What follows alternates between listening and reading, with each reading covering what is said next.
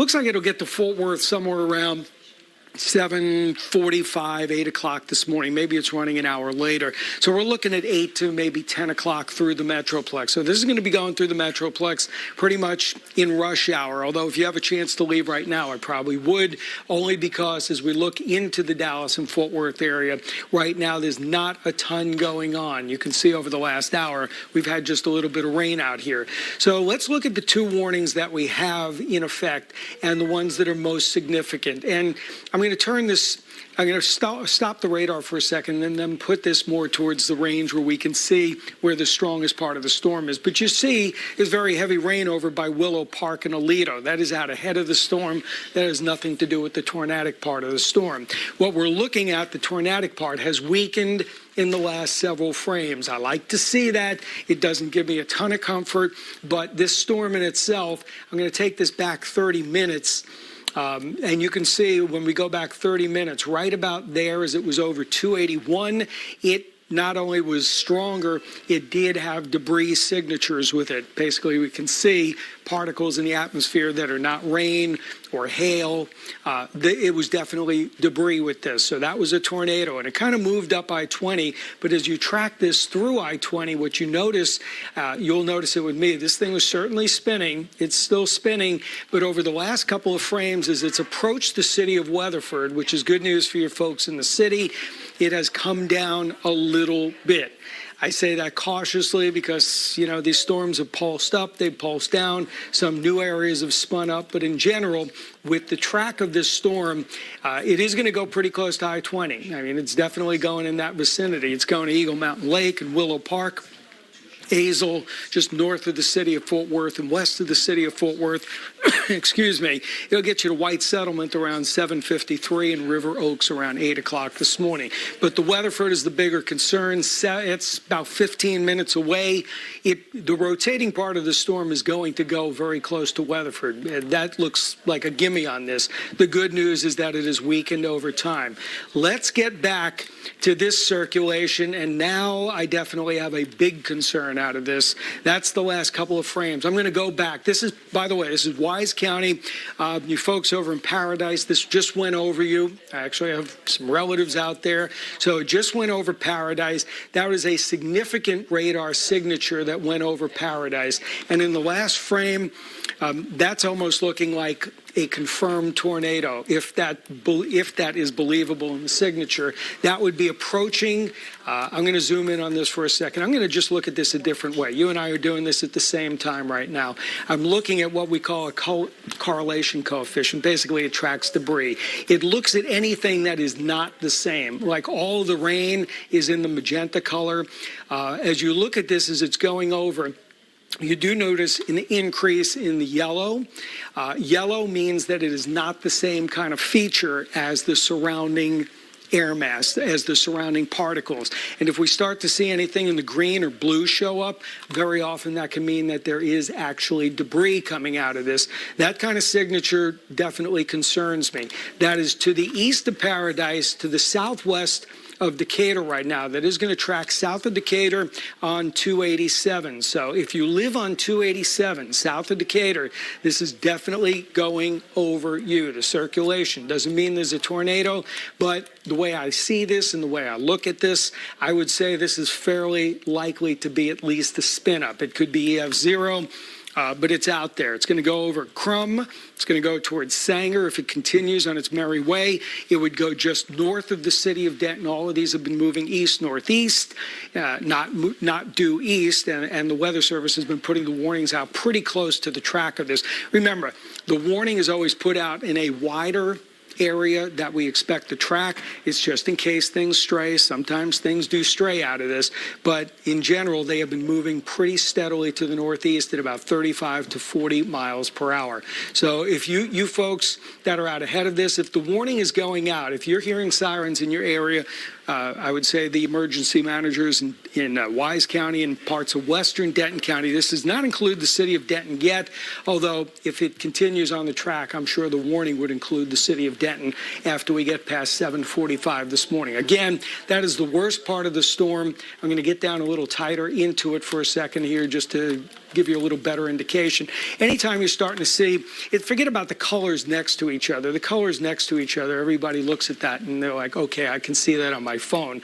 But as you start to look at the details of that, gate-to-gate shear means that we're basically seeing inbound winds of one direction and outbound winds of a different direction. Gate to gate means 94 miles per hour of rotation. So that would be enough to at least signal there is some potential for a tornado out of this storm. So that's one of the things that I'm most concerned about. And that is going to be crossing its way pretty close to 287. It's got to go over 287. And in the last couple of minutes, we put up the last 15 minutes here with this, and you can see that it's gone just south of the city of Decatur. This is going to be on the southern outskirts of the city of Decatur.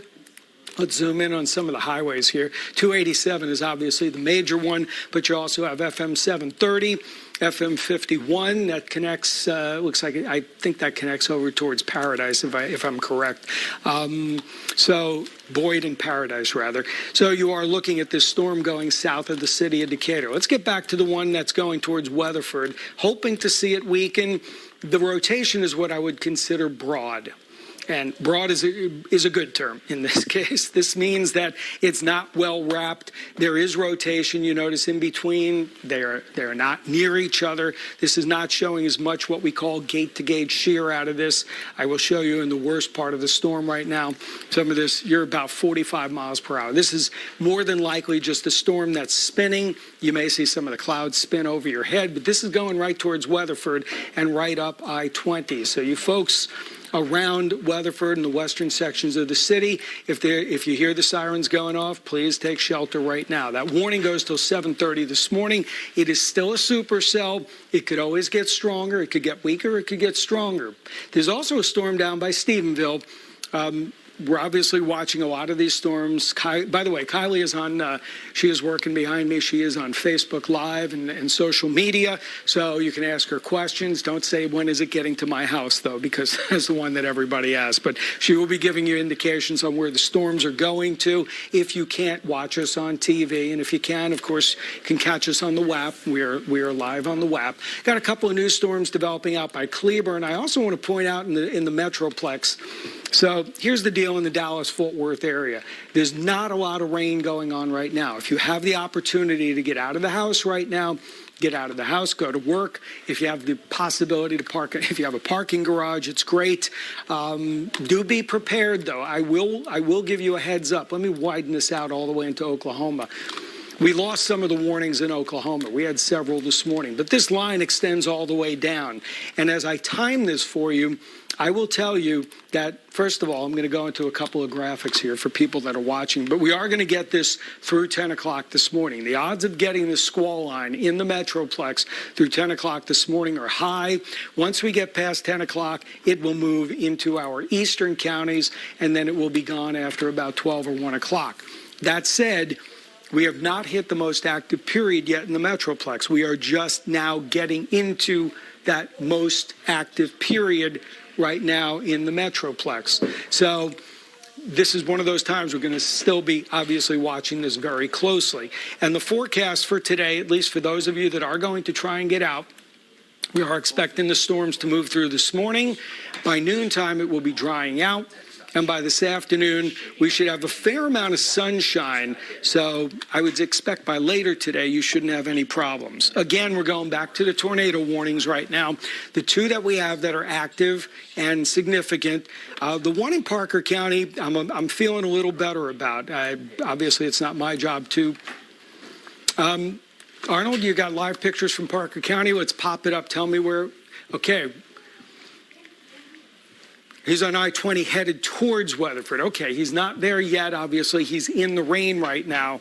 I could tell you for what he's got, he is not into the worst part of the storm yet, but there's a couple of storms that were just to the east of Weatherford that are producing some very heavy rain, some ponding of water on the roadways. So we are going to obviously see that moving through. There could be some flooding this morning as well. Do not be shocked, by the way, if there's some these are laying down some very heavy rainfall rates. So there's probably going to be at least a little bit of street flooding as these move through. And then once they're gone, they should be gone. All right, let's go back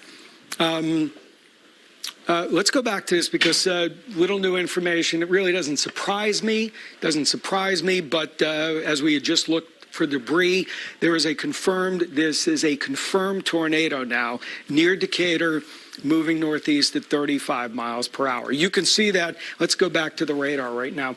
You can see very clearly right here into Decatur. I'm going to show you this in a second on the velocity, but we're also going to look and see if we have debris.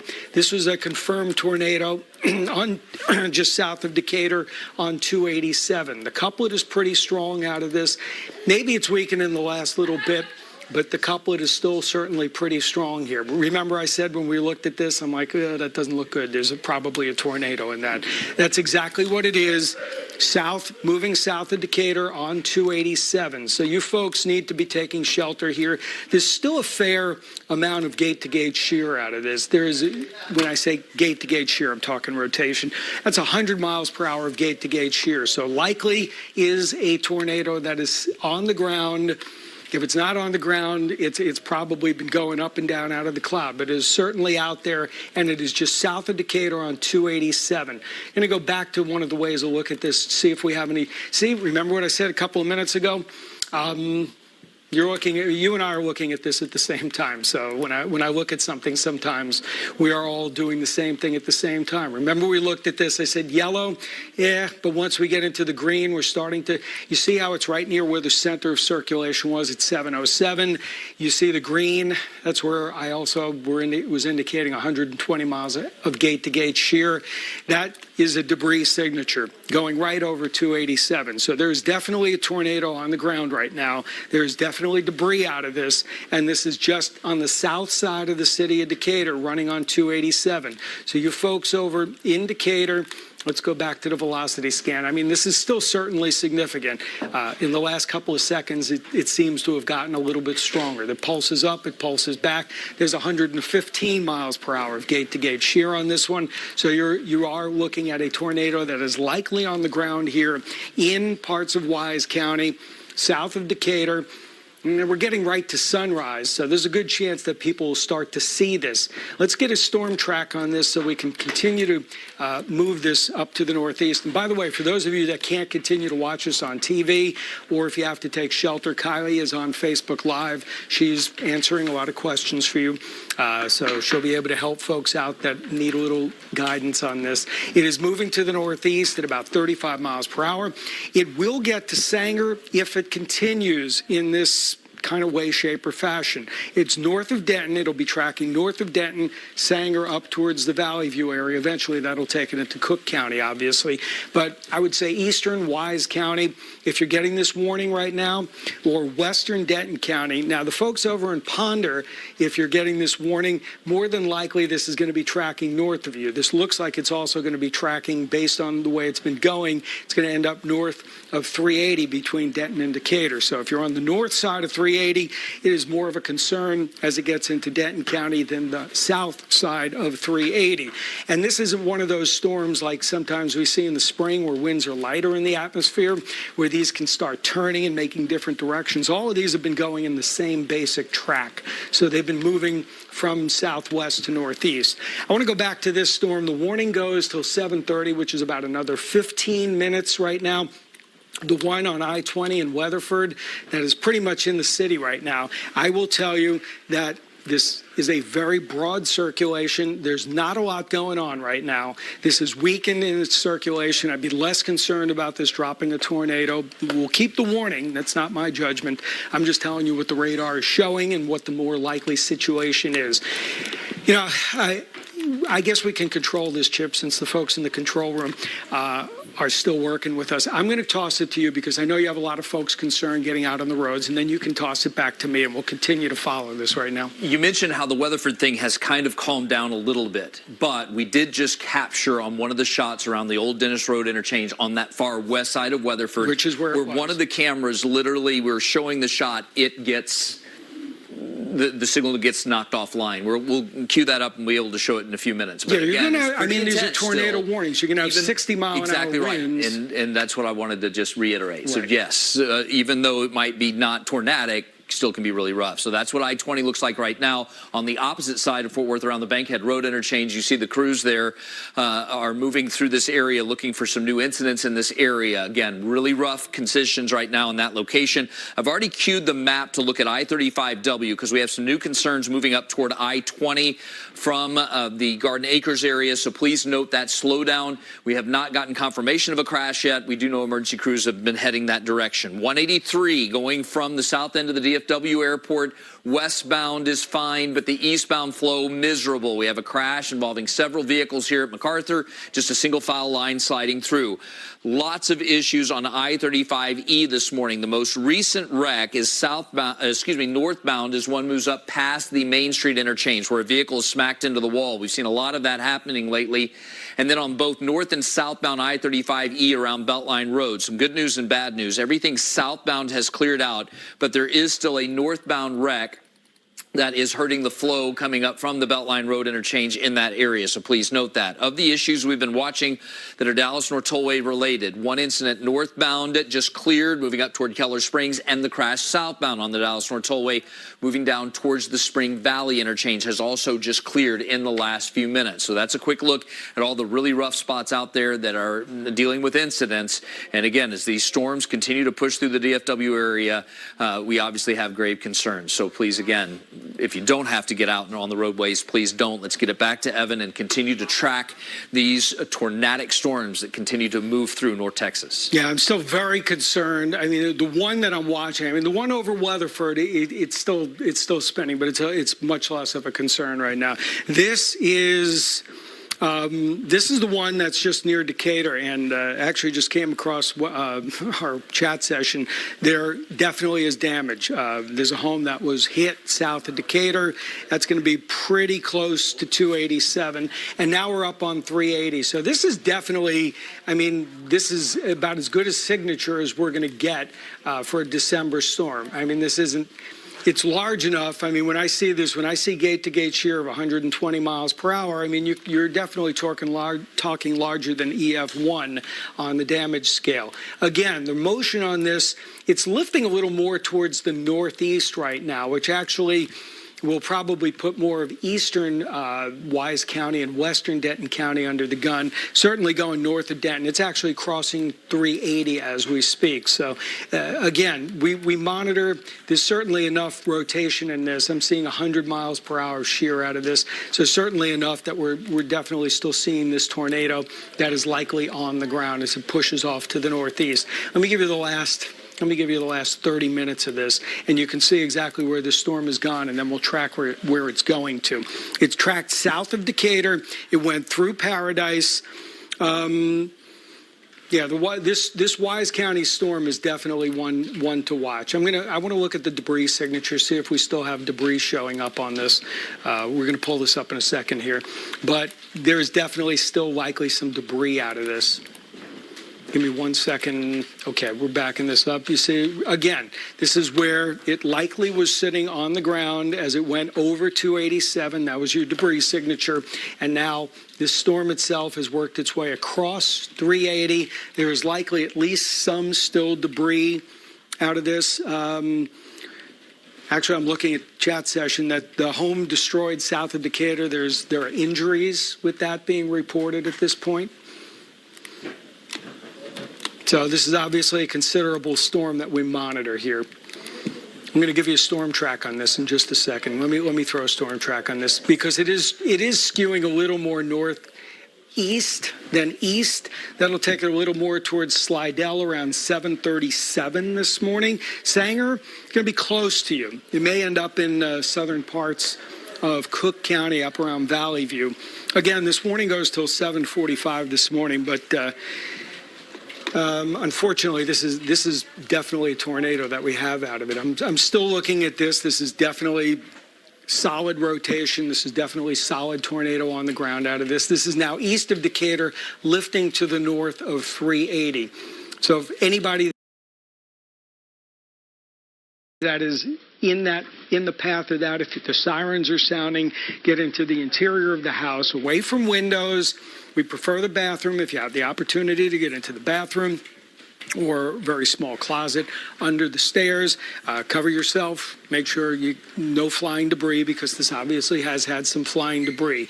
I want to just give you an overview of the rest of what's going on. Again, for you folks, this warning goes for another 10 minutes in Parker County. Now, I will tell you, I am not the National Weather Service. I think I've done this for a few dozen years. I would probably discontinue the warning for Parker County at this point. When it gets to that point, the rotation is over the city of Weatherford, but it is more of what we, considered broad rotation that is over the city, but it is going towards Hudson Oaks and Willow Park, and it'll be on the east side of parts of Parker County and eventually towards the Eagle Mountain Lake area. These things, they've had a history of going up and down, so that doesn't mean that in 20 minutes it can't go back up, or in 25 minutes it can't go down. So these things, you just have to monitor them. They are getting into the Metroplex now on the west side of Fort Worth, so certainly I would consider Parker County on the west side of Fort Worth. That's for another 10 minutes. Let's get into the Metroplex one more time. I do want to look at these storms just for people that are getting ready to go out the door and get ready to commute. You've got some rainstorms picking up by Burleson, nothing severe. There's nothing going on in Tarrant, Dallas, Collin County that's of significance. Dallas County, a couple of showers out by Grand Prairie. That's all we're seeing so far. At this point, there's nothing else going on to the east of this. But again, this is a solid squall line. As you look at this, it is from Gainesville all the way to Weatherford and Stephenville. Based on the motion of this is about almost 7:30 in the morning. It's moving a little slower than originally that we had thought. We figured it would be into the Metroplex 7 to 10. We're going to be more towards maybe the 8 to 10 o'clock time frame, but certainly will be there. So it's 7:30 this morning. I would say by 8:30, we're pushing right through the heart of the Metroplex, DFW, all the way down to Fort Worth. And Dallas could end up being about 9:30 or maybe even closer to 10 o'clock, 9:30 in that range. Let's just say that. Just be ready for these. And the fact that we have had tornado warnings up and down this line, let me see if any more are in Oklahoma. No, it's only Texas right now. We had a few in Oklahoma earlier, but these have been capable of brief spin-ups. And in this case, while we haven't had anything up around Weatherford, this looked like it did do something out around Mineral Wells on the south side of the city.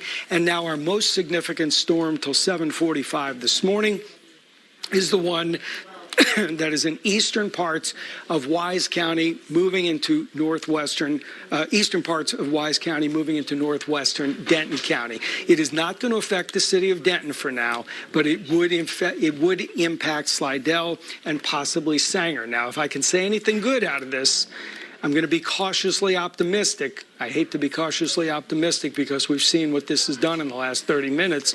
But if you look with me on this one, because I'm looking live at the same time you are, as you look with me on this one, this storm has kind of come down in the last scan.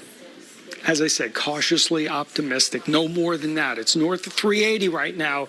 These things have because of the way a squall line is oriented, they can pulse up, they can pulse down. But right now, the storm has come down just a little bit. They have come down just a bit. We just got a report over in Parker County. That was at 7:08 this morning, so we're going back 15 minutes about. 18-wheelers blown off the I-20 and Brock Highway. That was when it was west of Weatherford. Again, National Weather Service, I'm looking at this over in Wise County, cautiously optimistic that maybe we can at least breathe a little sigh of relief that this is not on the ground anymore. Same thing over in Weatherford, just to the east of Weatherford. There is certainly rotation in this. You can see the inflow and the outflow that is circulating around I-20. So it's still there. It is definitely still there, moving its way along I-20. It'll be over Willow Park and the Eagle Mountain Lake and Azle area. But for the moment, both of these circulations have come down just a little bit.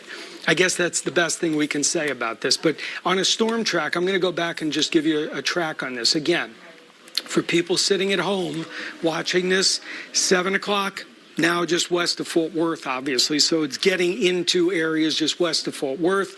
Now 7 to 10 o'clock, it will be moving into the Metroplex. And the possibilities with this, obviously, are going to be high winds. There's not a lot of hail. We haven't seen a lot of hail out of any of these cells. But we could obviously see the brief spin-up tornado. That is still a possibility in the forecast. And for those of you watching that obviously get your weather every day, I'm giving you a quick little 7-day forecast. I want you to see this so you can get a feel for the next several days. We got to get past the next several hours, at least the next several hours around here. But for the moment, what we are seeing with this is that we're going to get rid of the mild, humid air, get into the cooler air, a couple of clouds tomorrow morning.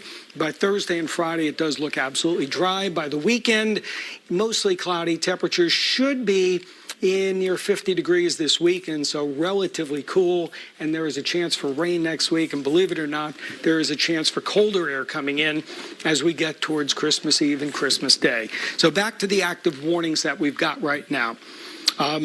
We're going to go to the active warnings. I'm going to show you the ones that we have right now because I'm going to toss it to Chip in a second. The good news, I just want to make sure before I toss it to Chip that we can kind of let our guards down and breathe a little sigh of relief. Definitely right now. As I see this storm over in Denton, this is weakened considerably, east of Decatur, west of Denton. It is weakened considerably. Great news, still under a tornado warning. Don't let your guard down, but at the same time, I would be a little less concerned that an active tornado is headed to my area if you lived in Slidell or anybody to the northwest of the city of Denton. Again, the storm just approaching Hudson Oaks and Willow Park. It is rotating. It's daylight now. You may see the clouds just kind of spinning in different directions, but at this point, there's no immediate or imminent threat that this will drop a tornado. It is just a rotating storm. Now, the warning goes through 7:30. It'll be interesting to see if the Weather Service continues this. My gut tells me they won't, but that's just a gut. All right, let's go over to Chip right now. We want to talk about some of the problems on the road. We'll come back to weather in a second with some updates. We got to get you on. I believe that we have the video queued up of the Parker County storms in that Weatherford area and the TxDOT camera shot that was, again, around the Dennis Road interchange. So here's a look at it. And when the intense storms that Evan's been talking about that were tornadic at one point, this camera shot literally gets sheared off. It appears they lose the signal completely. It'll just go to white here in just a second. Wow. And that's it. It's gone. So that, again, just shows you the intensity of the storms that are moving through that area that continue to march at a very rapid rate through the Tarrant County area or into it. Up in the Denton County area, as Evan just mentioned, those storms trying to move over around the Sanger area at least are less intense in nature, so that's a positive thing. We can go ahead and go to the TxDOT camera shot or the maps now, and I'll talk about what's happening on the highways currently. On northbound I-35W, we definitely have trouble approaching I-20. Left lane is blocked off in that area with a vehicle that's not moving, so the backup as a result continues to build back to the Johnson County line there. Cleanup continues, trying to move from the south end of the DFW airport eastbound, and because of that cleanup, we have a closure now of all the main lanes. And hopefully this will, again, change for the better here sooner rather than later. This is more of a maintenance activity issue where they're trying to get all the vehicles over to the right lane. So again, here in the near term, miserable drive trying to move through that area. Up in the Denton and Collin County areas will be our next stop. First off, that marker in the upper right-hand part of your screen going up into Collin County, northbound on the Dallas North Tollway, approaching the George Bush Turnpike and beyond. New crash in that area.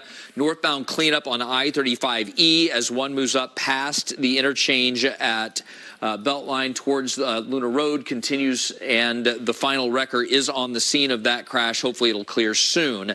We have new concerns trying to move southbound on the Sam Rayburn Tollway at the Business 121 merge there in that part of Louisville, and on I-35E as one moves in the northbound direction past FM 1171. Cleanup from a crash where a vehicle smacked into the wall continues in that area. So those are, again, the big rough spots out and about on the roadways as these rough storms continue to move through the area. I was looking at cameras on on I-35 in the area around Sanger. This is a good look right now as one moves just south of the Sanger area. And again, as Evan, you mentioned, because the intensity dropping there, much less concerns about tornadic weather. Yeah, and the last couple of frames, while you were talking and I was trying to get some water to keep my voice going, I will tell you the Weather Service did drop the Parker County storm, which we suspected they should. They did. And the other one up in Wise County, there's only one warning left that's active. Now, I say this because it could always spin up again, but this thing is really, I hate to use the term falling apart when it just dropped a tornado, but this thing is really falling apart. That's good news for you folks over in eastern Wise and northwestern Denton County. While the tornado warning does go to 7:45, I mean, if it does not re-strengthen, this thing is definitely not going to get renewed. I can tell you that much. I would still be concerned about the one that's over Willow Park right now. The one that's over Willow Park is still a concern. I mean, these things, if you look at this line, you see this S shape on the line. You see these several areas, especially that one. That's a broad circulation. You see how we've got these S shapes? That's what the lines bowing in, bowing out, and you will get spin ups. We indicate them on radar sometimes. In this case, they do touch down, and we did certainly have at least one or two touchdowns this morning. One was indicated out in Eastland County, one south of Mineral Wells, and one obviously Decatur. Decatur was the more significant one. Just as we were hoping we would we would end up freeing ourselves from the tornado warnings, I will tell you, I'm going to go back to the velocity scan right here, the one that is up towards Gainesville, just north of Gainesville. There is, yep, there it is. There is at least rotation indicated by radar. Now, this is several thousand feet aloft. By the time you get to Gainesville with our radar, it shoots up pretty high. But there's enough rotation in this. That tornado warning is north of the city of Gainesville on 35. This is not strong rotation. This is just radar indicated circulation, which can always get better or worse. It's lifting its way towards Callisburg, so this is going to go right on the Red River and eventually move into northwestern parts of Grayson County and eventually get its way into Oklahoma. So brand new tornado warning that is till 8:15 this morning. That includes Cook County, Grayson County, although for areas to the northeast, I would say Cook County, you're going to be in this warning for about another 15 minutes or so. Let's go back to this one because this one is always my concern, the one that did drop the tornado. That is still not great. I mean, it is still not circulating much, which is all good news, just north of Highway 380. And as we scan down the line, I mean, we look down the line, see, this is one of these things interesting, interesting and bad. Now, a couple of minutes ago, we were saying, okay, the circulation by Weatherford had weakened. It wasn't doing much. It was there. It wasn't doing much. And now let's look at what happened in the last scan. I would say we re-put out that tornado warning. I say we re-put out that tornado warning for parts of Parker, and now it's going to probably include northwestern Tarrant County into the Eagle Mountain Lake area. As I look at that, that is tight enough. That is tight enough. I see enough gate-to-gate shear on this one. That is, I mean, you're in the vicinity of definitely rotating there. So I would say, while there is no warning out there at this point, may come out as we're talking at this in the next couple of minutes. Areas north of Willow Park, south of Springtown, as you get up towards Azle, we're going to have to watch that. And there are other parts of this line as well. As you look at this line, this is the interesting part about looking at this line based on the circulation ability. So you see there's one circulation up here, one here, and now there's a fairly tight one down here, east of Stephenville. So there's a brand new tornado warning. Yep, just came out. This one's east of Stephenville. That's going to include much of Hood County and the Granbury area. And this is tightened up fairly well here. It's not exactly perfect.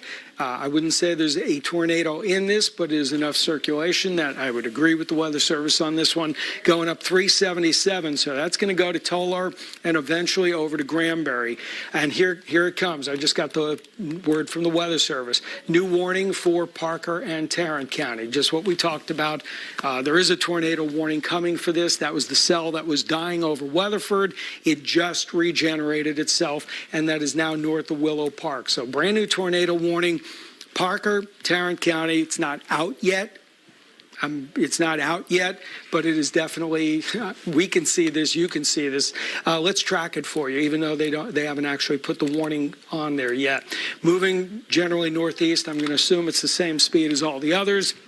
It's going to take it over Eagle Mountain Lake, you folks over in Eagle Mountain Lake, you folks over in Azle, Briar, Rome, Newark.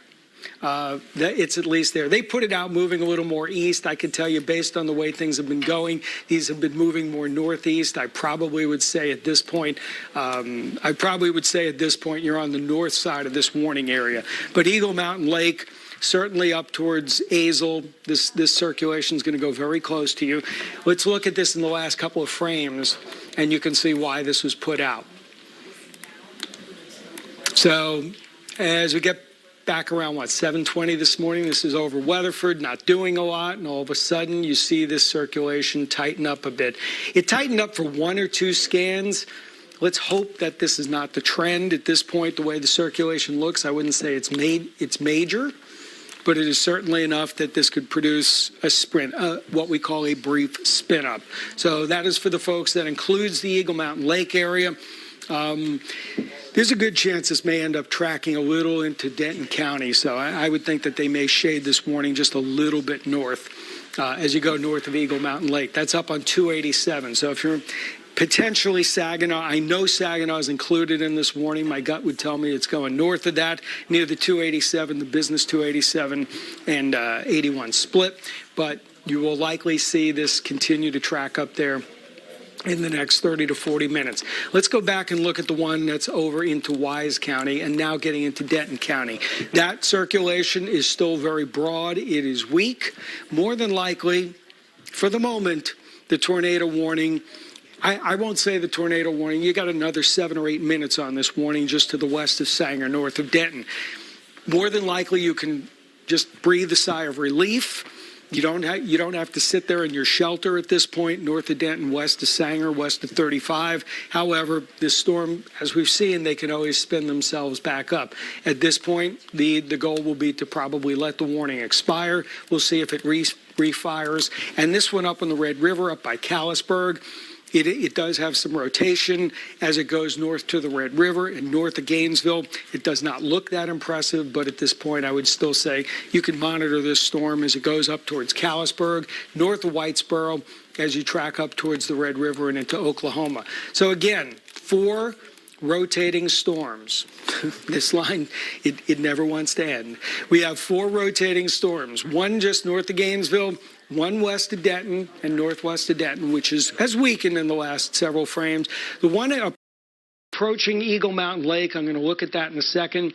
It doesn't look overly impressive, but you also have this circulation that's up around, headed towards Tolar and eventually Granbury. So let's look at the southern circulations at this point.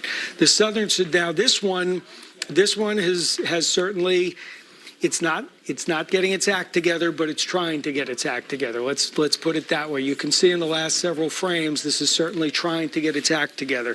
I'm going to look at this in a different way. Actually, the last frame that just came in weakened just a little bit. I was just going to take a look and see if we have any kind of debris signature, but it looks like we would not. This is on 377 going up to Tolar and eventually towards Granbury. This is moving, the way this is moving in a northeast fashion, this is going to be moving right up that major road through Granbury around 8 o'clock this morning. Eventually it gets to Crescent. Crescent, you're approaching southwestern Tarrant County, so that's going to be around 8:30 this morning. So for this moment, I would say give it another 5 or 10 minutes. They will take Erath County out of this. This will all be for Hood County, and this is a tornado warning that will include the Granbury area. So for the moment, it's another one of these rotating storms that continues to pulse up and pulse down along the line. Let's go back to Tarrant County, the Weatherford one. Now, this is the one that weakened and strengthened. It's kind of in the it's kind of in no man's land right here. It's not incredibly strong. If I lived in I was worried about it about 5 minutes ago. They put the warning out. If you live in Azle, Pelican Bay, you're basically going up right towards Eagle Mountain Lake. But if you live up in this vicinity, you probably should be taking shelter right now. For the moment, this circulation has come down.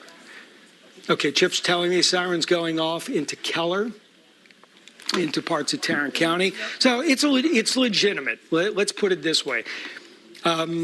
Here's Keller.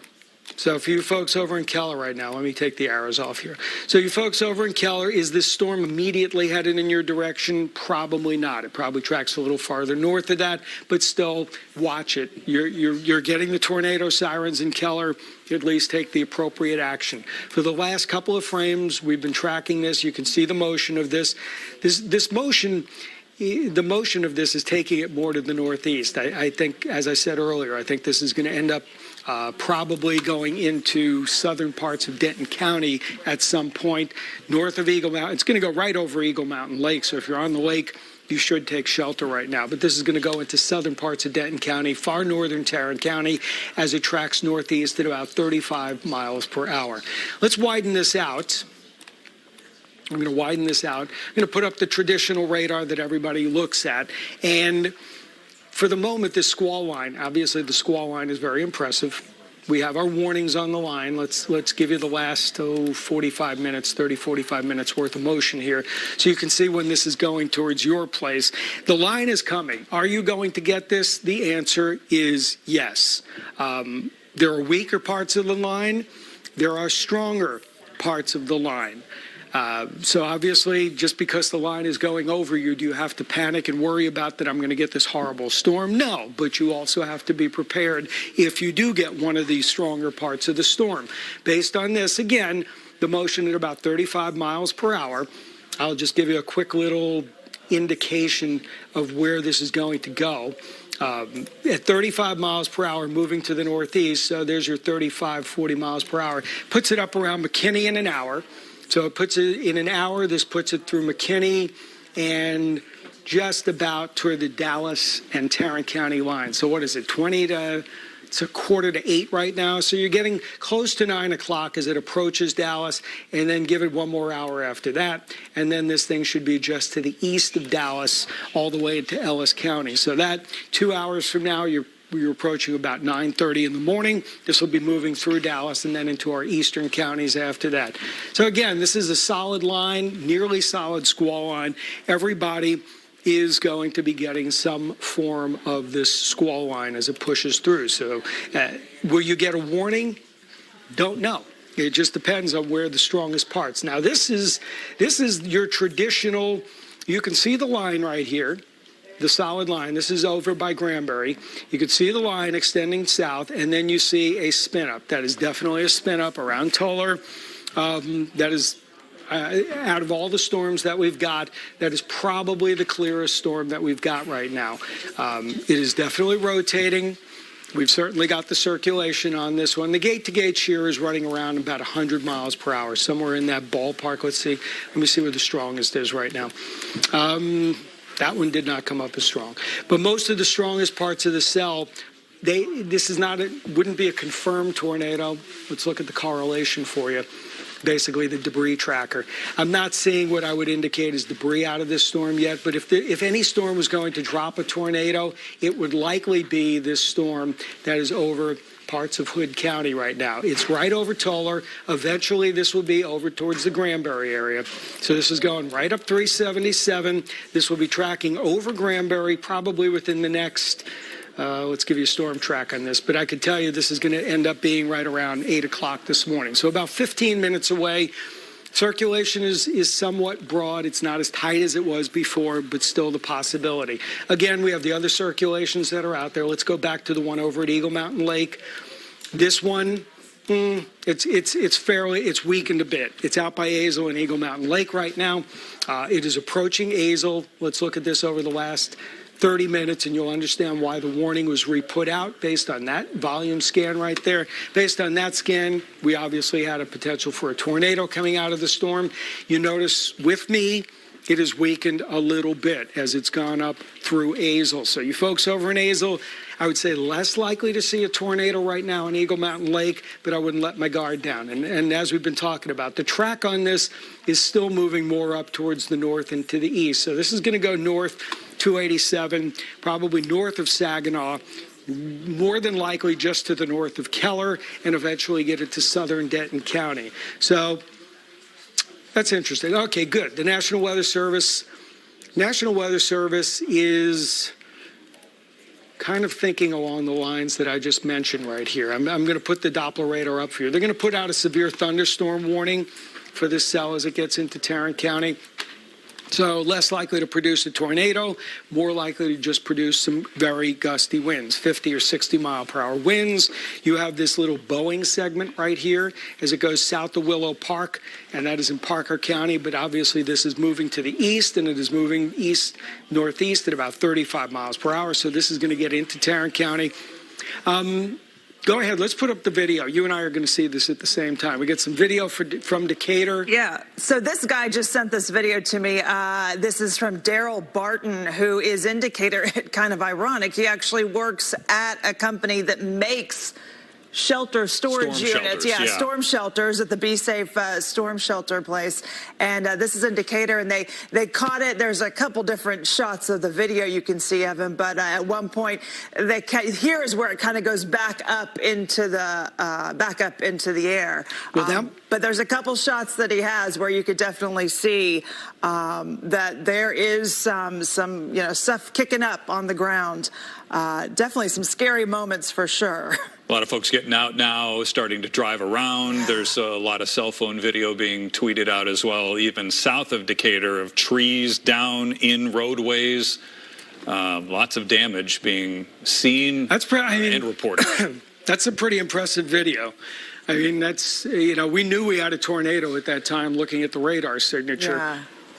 And we know in Decatur that has been reported that a house has been damaged, some serious damage of a house in Decatur. We know that emergency crews are responding to that or have responded to that. We have a crew on the way to the scene as well. So definitely just one of the many areas that you're watching really closely right now, Evan. Yeah, I'm just kind of tracking. A couple of reports of injuries so far, too. Yeah, I'm just kind of tracking. I want to go back to the Decatur storm. One of the reasons as this went right over Paradise, it really intensified as it went over 114. You could see that little flare up there, and then as it got just east of Paradise, this thing really just blew, and that's where we got the tornado. And at least it was in this time frame, I would say anywhere between about 6:50 this morning and about 7:15, 7:20. So you're going back maybe 20 minutes to about 40 minutes or an hour. That's when it was at its strongest. And that certainly, based on what we can guesstimate on this, so coming from radar, this easily was producing at that time. Let me put up the data for you here. Right around that time, it was producing as it went through Decatur. Most of my winds were around 110, maybe up to 120 miles per hour. So this was a significant storm. And one of the reasons, this happened at night. We don't very often get to see things at night, but we can look at what's called a correlation coefficient. Basically, we call it debris tracker. But as this storm, let me zoom in on it, as this went right over Decatur, you could see that little pulse right there. Everything in the magenta is basically just the rain coming down. It is a uniform particle. This looks for particles that are different. And right as it went over 287, you could see how it changed its color. All the way, it went from yellow to green as it went over 287. And then, of course, everything just kind of fell apart as it moved off to the north and east. So it's obvious we did have a circulation as it went right over Decatur. We don't have to confirm this. You already have have the pictures. There is still a tornado warning up here north of Callisburg. I can tell you that storm is weakened. I would not be too concerned about that into northern parts of Cook County and northwestern Grayson County. That doesn't look very impressive. So let's look at the storms that we do have right now. We have a severe thunderstorm warning for most of Tarrant County. And this is going to be for wind. The storm with the rotation, we're going to look at the wind numbers in a second, but this thing is still rotating. It's up around Eagle Mountain Lake. So, Evan, I have a ring camera right now. We have some family that's in Eagle Mountain, right off Eagle Mountain Lake. And I'm looking at the ring camera, and the trees are going left and right and left, and the rain is like going sideways. I mean, it's right over them right now. This is the circulation. I mean, it's close enough that certainly the tornado warning is warranted. As I was telling you earlier, this is tracking a little north of where the Weather Service kind of drew their little polygon. So this is going to be trending, based on this, it's going to be trending more towards the north side of the polygon. So if you're in Saginaw, you probably could breathe a little easier. Keller, probably going to track close to the north and west of you. But these have been, in general, just tracking to the east and northeast. For a second, let's look at what's going on in parts of Tarrant County, though. I do want to show you Tarrant County, just because you are under a severe thunderstorm warning. I'm going to put up a different product that we have here. This is going to be our wind product out of this. And you can see some of the winds, some of the higher velocities that are coming out of this. That's a 50, I forget about the gate-to-gate shear. It just means there's no rotation. But the velocity on this is coming in at about 51 miles per hour. So you can expect at least maybe 50-mile-per-hour winds, especially on the south side of Tarrant County. That's your wind shift right there as the storm goes through and as the squall line goes through. But just behind it, you're getting these gusty west-northwest winds, and looks like they're going to be in the 50, 60-mile-per-hour range as you go just south of Aledo into its southwestern or southeastern parts of Parker County, and eventually this will get into southwestern Tarrant County. So areas south of I-20, Aledo over to White Settlement, Benbrook, you're going to get this squall line. That's more of what we consider the squall line. Let's get back to this, the tornado warning that is in Hood County. By the way, Dan Henry's getting his stuff on. He's going to join us in a little bit and save my voice. I will tell you, as you look at this, this has weakened considerably, at least the rotation that is moving through Hood County. Now, that doesn't mean, you notice about 20, 30 minutes ago, back around 7:40, it was certainly a lot stronger. As this system has gone into Hood County, it has lost its rotation. It's what now we consider broad rotation, meaning that it's less likely to produce a tornado at this point as it gets into the city of Granbury. So I guess if you're in the city of Granbury, I would still certainly take shelter, never ignore a warning, but at the same time, I would be less concerned that you're about to produce a warning right now. Again, Granbury over to Crescent. This is Crescent about 8:25 in the morning, and then eventually gets into southwestern parts of Tarrant County, and then we're going to have to track it once it gets into Tarrant County. So those are the active warnings right now. Let me broaden this out, show you where the line is, because it's getting into the Metroplex. I'm sure we're going to lose the warning up on the Red River soon, but we still have 3 active warnings as this line gets into the Metroplex. 1 tornado warning till 8:15 for parts of Tarrant County. And then we get into Hood County. We've got the other warning, and then we've also got Tarrant County that goes through 8:15 this morning. So I'm looking to see if we have any new warnings. Okay, Parker County's coming out of the tornado warning as we suspected at this point. So let's track this for you as it gets through the Metroplex. Obviously, this is a squall line. It is moving east-northeast at about 35 miles per hour. So as we get our squall line out here, here's where we're going to track this thing. So as we go through about 8:40 this morning, we're getting close, 8:30, 8:40, we're in Louisville, so about another 45 minutes. Fort Worth, still to the west of Fort Worth. It's still got a little ways to go till it gets to Fort Worth. But at this point, most of these storms are still to the west of the city. But if you live in the city of Fort Worth, all the way up to Denton, all the way up to Sherman, all the way into McKinney and Dallas, these are going to be coming your direction. I want to see if we have anything new to report out of this. I'm going to go into these storms and look at them for a second. See, because very often we can figure out if warnings are going to get worse or better. The storm over in Eagle Mountain Lake right now does still look pretty organized. It's right over Pelican Bay. It is moving right over Eagle Mountain Lake. It is working its way towards Pecan Acres. Let's look at it over the last 30 minutes. So to see, you can see that the circulation is definitely still there. It is obviously still there. And this is the one that I would be most concerned about. Moving northeast. It is moving northeast. It is going to track over 287. And based on this, as I said before, they probably will end up extending this warning into southern Denton County. If you're on the south side of the warning, tornado warning, Saginaw, Keller, maybe a little less of a concern. But that is certainly a valid circulation as it works its way across Eagle Mountain Lake. Back to the winds that you're about to get over in Tarrant County. And we looked at the Hood County storm recently. I mean, it's still the Hood County storm that's right over Granbury. It's very close to Granbury. It is not what I would say going to produce a tornado anytime in the next few minutes. Doesn't mean it can't spin up and rotate a little more, but right now it's not doing anything. It's just kind of rotating in the atmosphere, but not producing an actual tornado. But it's going to go over the city of Granbury very shortly, within the next 5 or 10 minutes. So continue with that warning till 8:15. And then we've got our line. That's probably one of the bigger concerns, just the fact I'm changing the product here. But this line, as it gets into Tarrant County, we're getting some reasonably strong winds just behind the line. 46, 45. So it's not 50. It doesn't really look like it's severe. It's kind of borderline severe to me. But this is going to cross over Parker County into Tarrant County as we go over the next few minutes. So again, these are the worst parts of the line.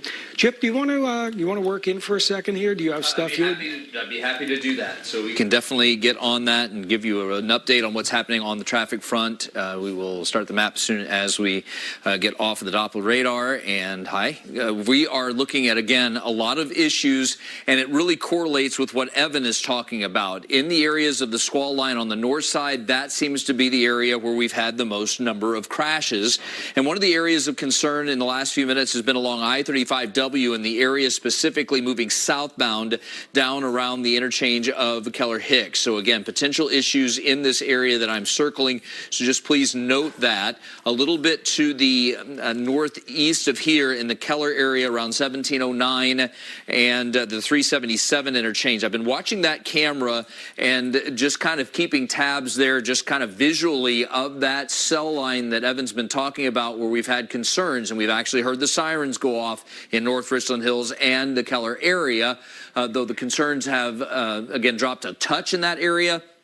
It is still something to note as one moves through that location. For drivers over in the Louisville area, coming over from the Hebron area of Carrollton and Louisville, trying to move southbound on the Sam Rayburn Tollway, approaching the Business 121 merge. Again, major concerns trying to move through that busy area. As you can see, that multi-mile backup is going to take drivers about 45 minutes to sit through from beginning to end, with the average speed under about 10 miles an hour. And just trying to get to the Sam Rayburn Tollway southbound in Denton County, going across the Louisville Lake Bridge. Wanted to quickly mention that we have a crash that is hurting the transition to get out of the main lanes and then go into the express lanes in that area. So again, emergency crews are on the scene of that crash. Here's the TxDOT shot of that incident itself, and also the left lane of traffic trying to move through this area in the express lanes from the first possible spot that you can get into it back in the Lake Dallas area is also somewhat affected. So again, going across that Louisville Lake Bridge, you have that recent wreck. As far as the Collin County Drive and Dallas County Drive is concerned, haven't had any big concerns pop up in the last 30 minutes or so. So that's a positive thing. Just one minor issue on northbound Loop 12 Walton Walker as one approaches the I-30 interchange, but that activity, as you can see, hasn't really added to delay times continuing up toward the I-30 interchange. And then north of that on Loop 12, you expect the normal slowdowns as one moves over into the Irving area. Speaking of Irving, trying to move westbound and eastbound on 183 around MacArthur, all earlier troubles are cleared and the flow is moving better in those spots. Let's get it back over to Evan as he continues to track the storm. Yeah, Chip, I'll tell you, these storms are now getting into the Metroplex. It is 8 o'clock in the morning.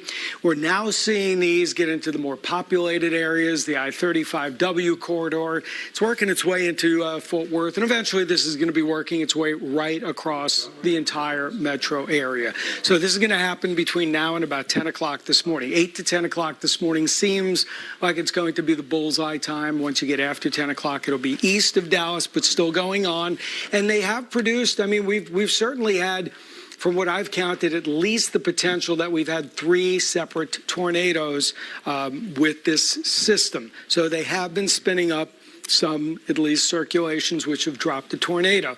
Now, let's get into Tarrant County because there's a couple of things we want to look at. First of all, we have 2 warnings. And as we've been speculating, one of them is going to go into southern Denton County if it continues. This thing is tracking a little north of where the polygon is. But we do have a storm that's moving into western Tarrant County now. It's out around Benbrook, and it does have the potential for the high winds. We've been showing you that for the last little bit. I'm going to get back to the velocity scan. You can also see this is moving right now through White Settlement and Benbrook. Where the dividing line is obviously where you have the outflow and the wind shift. It doesn't look horrible. I mean, I look at this, I don't see much more than about 50-mile-per-hour winds. But again, National Weather Service has this warning out. Let's go back to the tornado warning. And this particular part of the storm has been lifting northeast as we had speculated. Now, there's still that rotation, and the center of that still right around Pecan Acres that is lifting its way to the northeast. As we track this over the last, say, 30 minutes, because this is a pretty good indicator, just because a polygon is drawn in your area. I know warnings are going off. Through a good chunk of Tarrant County up to the north, but the actual circulation is not going near Saginaw, and it's not going near Keller. It's going into Tarrant County. So you can see it around Pecan Acres, and this is going to be tracking its way northeast into southern Tarrant County. That's going to end up, or southern parts of Denton County. That's going to end up pretty close to Briar. It's going to go near Texas Motor Speedway. Eventually I may have Kylie pull it up, but we have a camera near Texas Motor Speedway that may be able to see this. This is going to go pretty close to that. And this is going to get up towards southern Denton County around potentially Trophy Club over time, just to the west of Roanoke and out by Justin and Northlake. So these are going to be the ones that we track. I do want to go into Hood County. I don't want to forget about you folks. That cell that just went through Granbury, I'm happy to say, has weakened considerably. So that has weakened considerably. In the last 20 minutes, you can see how the circulation south of Granbury, now east of Granbury, has really just collapsed on 377. I'm happy to at least give you the information that even though you're in the warning as you go east of Granbury up 377 towards Decatur and Crescent, it has weakened. So more than likely they would let the warning expire, or at least you can let your guard down. You can also see right now there was a report as this went near Toller right there that we do have some damage. I'm not so sure what kind of damage it is, but there is a possibility that some damage was reported near Toller. But that was obviously at 7:40 this morning, and right now it's after 8 o'clock, so we're a little bit better shape. Again, latest indication on that one, we are looking at most of this just east of Granbury, and that circulation has fallen apart. I'm going to toss it to Dan. Thank you for coming in this morning, because Dan could hear my laryngitis here, and he's like, okay, I'm coming in to help. Thank you. I'm gonna put the radar up. Just tell me what you need, and we'll follow you. All right, thank you, Evan. If you're just joining us right now, we've got a tornado watch in effect across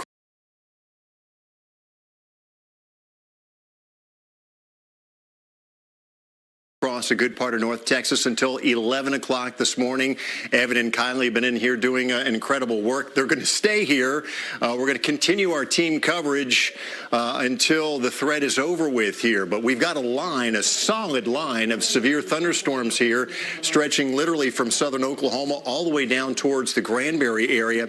Embedded within this line of storms, we've got rotating thunderstorm supercells that have, at least it looks like, according to video, produced one tornado in Wise County during literally the middle of the night. Fortunately, now we are past sunrise. There's daylight. You're going to be able to see these storms approaching better as they continue to head off to the east. But we've got warnings in effect here. This is a severe thunderstorm warning polygon outlined in yellow. That includes southeastern Parker County, the Aledo area, Benbrook. In fact, the National Weather Service, their chat session, looking inside these storms. They're seeing some very strong winds, more than likely straight line winds that are going to be blowing east across Highway 377 there. Evan has pinpointed this pretty well. You can see where green meets red here. We've got some very strong winds that are likely going to be blowing across Highway 377 into the Benbrook area. They'll likely be at least 50, maybe in excess of 60 miles an hour. And just north of here, we've got a tornado warning in effect. At least as of right now, this is not a confirmed tornado. It is radar indicated rotation. We're watching this red and green couplet here. This is indicating counterclockwise rotation that could potentially be a developing tornado.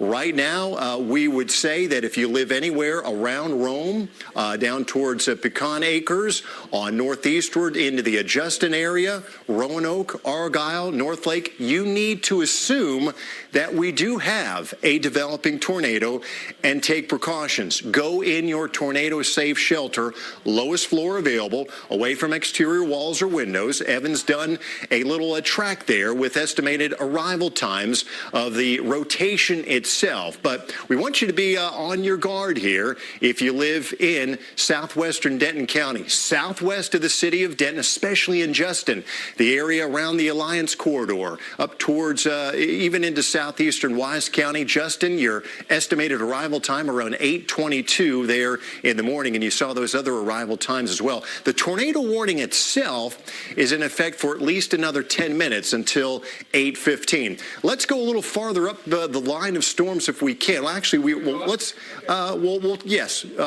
there's a tornado warning in effect now for the Pottsboro area down towards Whitesboro, and this warning is in effect as well until 8:15. Not a confirmed tornado. Again, this is radar showing rotation in this storm. Evan, I know you've got your eye on the chat session there. Anything new that you're seeing in terms of information of these storms? That one should basically weaken and end up being discontinued. At 8:15, more than likely, that's discontinued and goes into parts of Oklahoma. The only thing that we continue to watch, Dan, and we've been seeing this pretty much all morning long. Let me take some of the warnings off for a second just to give you an idea. The way we look at this, you can see each of these has had these little S-shaped segments. You notice the S-shaped segments, and they go all the way down the line. I'm giving you the rotation. These S-shaped segments indicates where there could always be brief spin-ups. We call them line echo wave patterns. Sometimes you get it. By the way, Dan, I will pass on to everybody the warning for Tarrant County. They are letting that expire, the tornado warning for Tarrant County. It's supposed to expire at 8:15. They're already going to let it expire now. But I think the main reason for that is because as we look at this circulation, even though it is a circulation and it's out there, I mean, you can see it pretty clearly, the couplet going in opposite directions here has now moved into southern parts of Denton County. It's right actually on the Denton and Wise County line. Something here from Facebook, Evan. Just Sure. Rick B. Hit us up on Facebook. He messaged us, says there's a semi overturned on I-20 at Dennis Road from the storm. He said that's the same place the TxDOT camera video that you showed went white. So I don't recall that. You guys probably do, but that, according to Rick B., our thanks to him. That was west of White. Yep. And so, we encourage you, if you do have reports, please hit us up on Facebook, on Twitter, and that is obviously vital information to help pass on to our viewers this morning and to verify these storm reports. Now, the other tornado warning, is my mic up? The other tornado warning, which there is the TxDOT video that we're bringing up right now. And you can see this was from 7:09 this morning, so roughly about an hour ago, out in Parker County, and boom, there it goes. The camera goes right as those winds really pick up. Now, we don't know what caused that, probably straight line winds, but we know that those winds were strong enough at that time to overturn a semi on I-20 right there. As we were showing the camera, looks like you can actually maybe see some power flashes off in the distance there as well. Multiple reports of that kind of issues. Yes, definitely, Dan. So that was some very, very heavy weather about an hour ago as this same line of storms moved through Parker County, knocking out the camera there and overturning the semi. Evan, maybe put back just the traditional reflectivity that people are a little bit more accustomed. There you go. And there's our tornado warning. You said that the warning for Tarrant Yes, the warning for Tarrant County will drop off. Sometimes they dropped it off early, but our system will pick it up in a couple of minutes. So that warning for northern Tarrant County has dropped off, and I can tell you, based on what I see on radar, Dan, I mean, that rotation over in Hood County, the Granbury area, that has dropped off as well. We'll see if that respins itself up. These have been cycling all morning. Yeah, and that's pretty much a nature of how these work. They kind of cycle back and forth. They get reorganized, re-intensify, and then we can see another tornado potentially spawn. But certainly we've got the threat here of high winds, very heavy rain, torrential rain, frequent cloud to ground lightning as this line of storms continues to truck off to the east here. In advance of this line, we've got some newly developed showers and thunderstorms as well. These are sub-severe, but they are impacting portions of eastern Dallas County now. Lancaster, Hutchins, the Mesquite area, on up towards Heath. We'll continue to watch those and monitor those and see how they develop. Right now, that's not the main line. That's out ahead of the main line of storms that has caused the high winds and potentially a tornado earlier this morning in Wise County. We are all under that tornado watch until 11 o'clock this morning. Although that said, if you live west of this line of storms, your severe weather threat is markedly diminished here as the storms have now moved through. The air has stabilized, but that watch continues all the way from Bonham down through the Greenville area, Hunt County, Kaufman County, into Waxahachie, so all of Ellis County, and still the entire Metroplex is under the gun. And of course, this is rush hour now, so we've got some storms that'll be moving through with a lot of folks on the roadway. Evan? All right, Dan. So the thing is, we talked about these storms that can pulse up and pulse back down. So the one that was over northern Tarrant County has weakened and moved into southern Denton County. It is still rotating, but there is a new tornado warning coming for Tarrant County, and it does include the city of Fort Worth. As you look at this, it's fairly broad rotation, but the Weather Service is not taking any chances at this point as it goes right towards the city of Fort Worth. As I look at this, this doesn't say that anything is imminent, but it is pretty much over Westworth Village, River Oaks area, and it is moving towards the city of Fort Worth. So let's look at this, how it picks up, and if it does. This is in the severe thunderstorm area, and that's what we've seen with these storms this morning. Sometimes you'll get a severe thunderstorm, and then the actual storm spins itself up.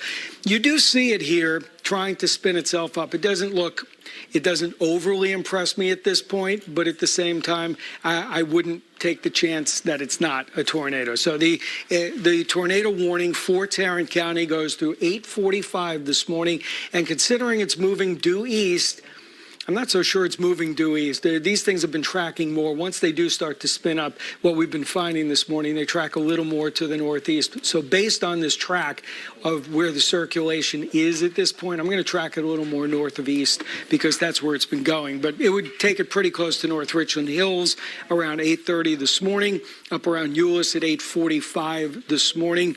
So obviously, if you're in these areas, the sirens are going to be going off. Do you take shelter?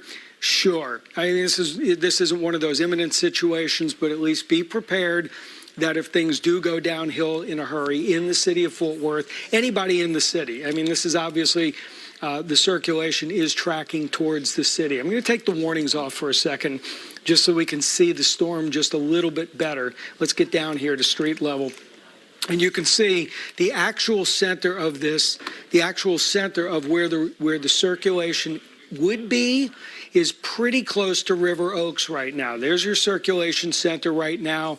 It is a rather small circulation, but at the same time, that is just west of River Oaks. And based on this kind of track, this would be moving. Let me take this back just a couple of minutes here. We're going to take it back a couple of frames. You see it kind of developed near White Settlement, and then it worked its way up to the northeast. See, these have all been moving northeast, and now certainly is near Sansom Park. So as you go between Fort Worth and Lake Worth, obviously that's going to be the biggest concern. Let me give you a street level here. And so street level, we're definitely dealing with some areas like Long Avenue, Azle Avenue. That is certainly based on this. Dan, if you want to jump in, feel free. I'm just trying to bring up if someone has a Fort Worth tower camera that they can bring up here for us. And we have one. Hold on, I can pull it up for you here. So, but there's your Fort Worth tower camera. All right. So we'll try to get that storm better into view right now. And if you're joining us right now, tornado warning just issued for Tarrant County. The storm looks like it's ramping up for sure over the last couple of radar scans. Let us go back to the radar here. And Evan is kind of honed right in to the most dangerous portion of this thunderstorm, this severe thunderstorm. We've got a tornado warning now in effect for Tarrant County. What's the expiration time on that, Evan? Yeah, the warning that they just threw out is going to be lightning right there. 8:45 this morning. So you've got about another 30 minutes. It's a relatively short warning, but at the same time, this is obviously ramped up. There's rotation there for sure. Okay. If we'll get back, we'll kind of go back and forth if we can between the tower camera here and the radar. Let's go back to the radar if we can. Evan, you probably need to punch that up because we got weather 5. There we go. This is the area that we're honed in on here. This is the Sansom Park area. And you can see this couplet here just near Roberts Cutoff Road, and that's Loop 820 sitting up there to the northwest of there. This is confirmed now, so confirmed tornado. So if you live in the Sansom Park area, you need to take shelter right now. That means the lowest floor available, away from exterior walls or windows. Once again, the idea is you want to put as many walls between you and what is likely blowing around out there as we speak. So we believe this tornado is very close to Loop 820, Northwest Loop 820 and Azle Avenue. And Roberts Cutoff Road, this particular area here, it is going to be moving northeast, correct, Evan? Let's do a little. It's moving a little more north than east, but yeah, that's remote one. Okay, right, hold on. Let's go back to remote one. Take that because you can see all of the debris starting to get sucked up. You see all the debris going up through the shot? Those aren't birds. That's debris getting sucked up into that area. So we've got some concerns. Oh yeah, actually. Yeah. Oh, yeah. Definitely see that. You're looking due north of downtown, right where you were mentioning. Yes, right? And actually, Dan, I just want to show you this. This just came up. Here's obviously our. Yeah, and that's more than likely some debris right there. Right there. You see it go. Absolutely. Right yeah. And what we're looking at here is where the blue colors and the yellow colors are amidst all the red. This is our debris tracker, and we are likely showing debris right now just between Lake Worth and River Oaks, the Sansom Park area. So this is north of Fort Worth. This is a tornado. We believe a confirmed tornado on the ground. It is moving north-northeast, so it's likely going to be moving in the direction of Saginaw here.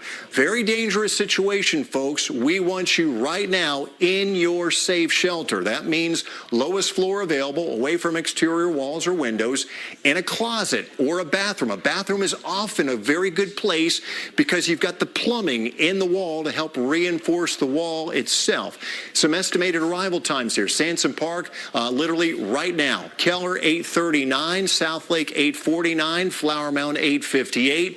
And Carrollton, 9:14. Let's go back real quickly if we can. Let's look at that Fort Worth tower camera. We're looking north, really into the teeth of this storm right now. Sheets of rain falling. We believe we were seeing some debris just a few moments ago on camera. Chip noticed that. He pointed it out to us. But a very dangerous situation here in Tarrant County. Folks are going to be out in the roadways as well. This is rush hour, the height of rush hour. So if you're still at home, stay put where you are. Don't go out on the road in the general vicinity of Sansom Park and areas north of Fort Worth. These are really, really heavy-duty storms that are going to be moving through. Better to stay where you are, stay put, stay safe in your home than to venture out on the roadways here. Once again, this tornado warning is in effect until 8:45 this morning. Here's the couplet that we're looking at showing counterclockwise rotation.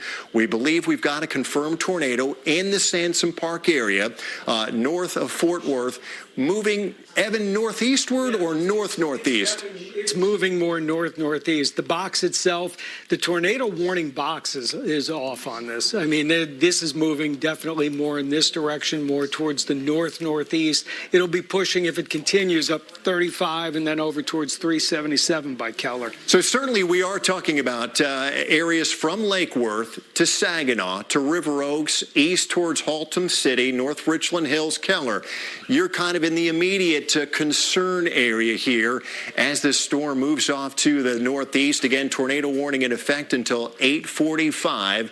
We believe it's a confirmed tornado, judging by what we were looking at on our tower camera and our debris tracker showing some debris as well. So this thing is lofting debris more than likely several thousand feet in the air as it kind of moves off to the northeast here, crossing over, going to be crossing over Highway 287, I believe, in the next 5 minutes, kind of up towards the Saginaw area or just south of Saginaw proper.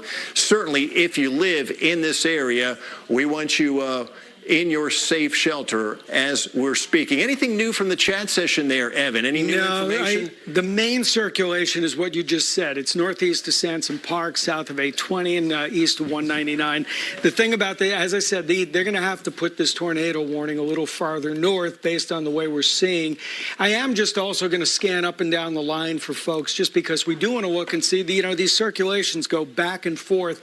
I mean, we have a little bit up by Justin, and you can see that one here, but that is not of a concern right now. The other tornado warnings that have been in effect, long gone. The one up by Whitesboro into parts of Cook County, forget about that. That's in Oklahoma now.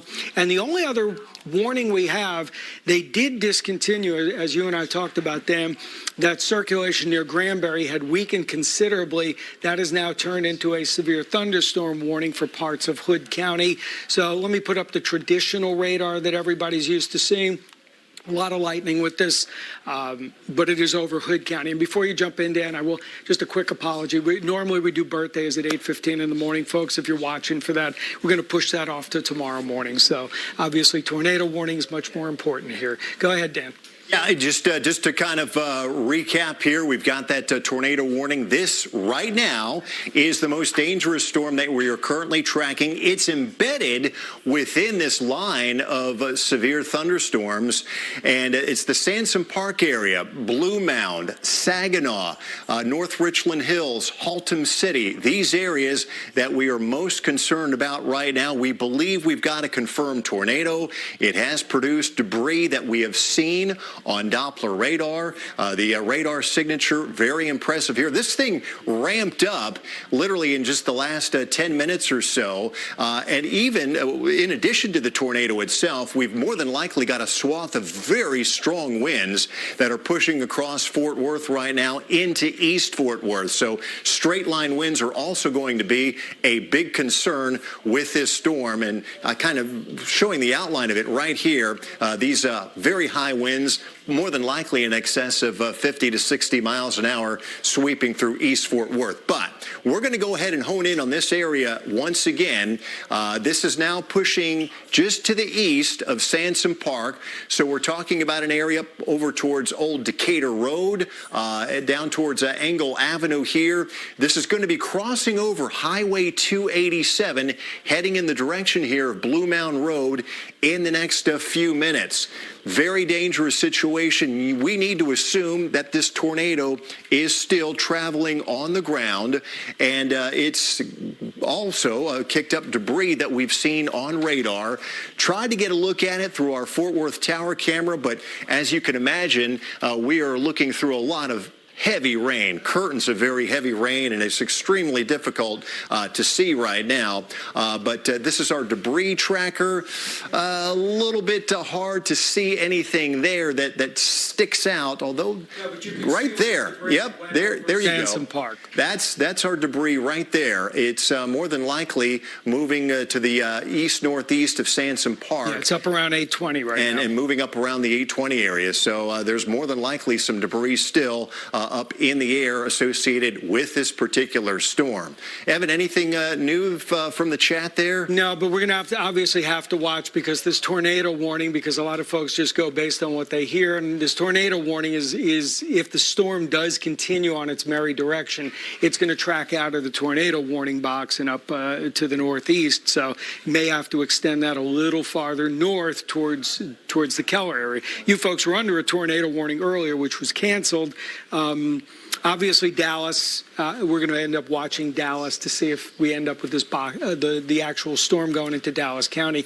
Let me put this up for you, and you can take it here. But we're not seeing anything new, Dan, in terms of what we've got. Let me give you the whole line. This is the entire line.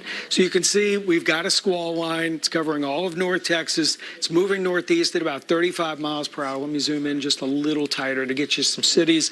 And then, so it's obviously in Fort Worth right now. It's around 8:30 in the morning. Right around 9:30, it's going to be into Dallas about an hour from now, and then it will continue east after that, 10, 11 o'clock this morning. So there are only 3 warnings right now. Severe thunderstorm, we got 1 in Tarrant County, 1 in Johnson County, and the tornado warning till 8:45, which is about another 20 minutes for Tarrant County.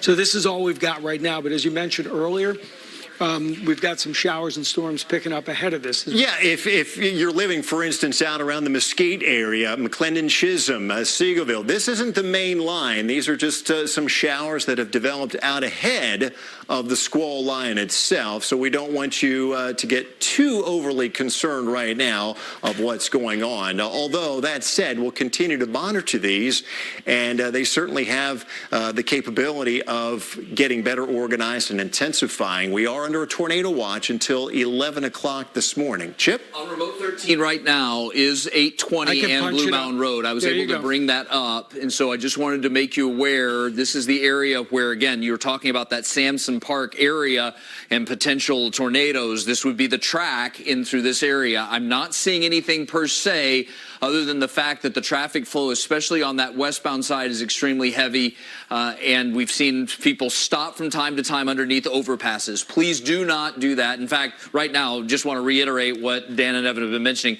Don't go out right now on any of the major roadways with these storms coming through. Yeah, it's if you can stay at home, call the boss, let him know you're going to be late, or her, because we've got some dangerous storms that are moving through, and this is a good idea of what's going on out there. This is torrential rain that's coming down, and it may be near impossible to see a tornado as it's approaching. It may get wrapped by curtains of this very heavy rain. Again, this is Loop 820 at FM 156, Blue Mountain Road area, and that is certainly very close to where this tornado circulation is right now. Obviously, we've got a very limited view. You can see some flashes of lightning there. He's going to pull up 820 and 35. That's where the circulation is right just now. North of there, and then that's a crash that just happened. That's the 18-wheeler crash. We're still working on, again, when I go to Fort Worth feeds,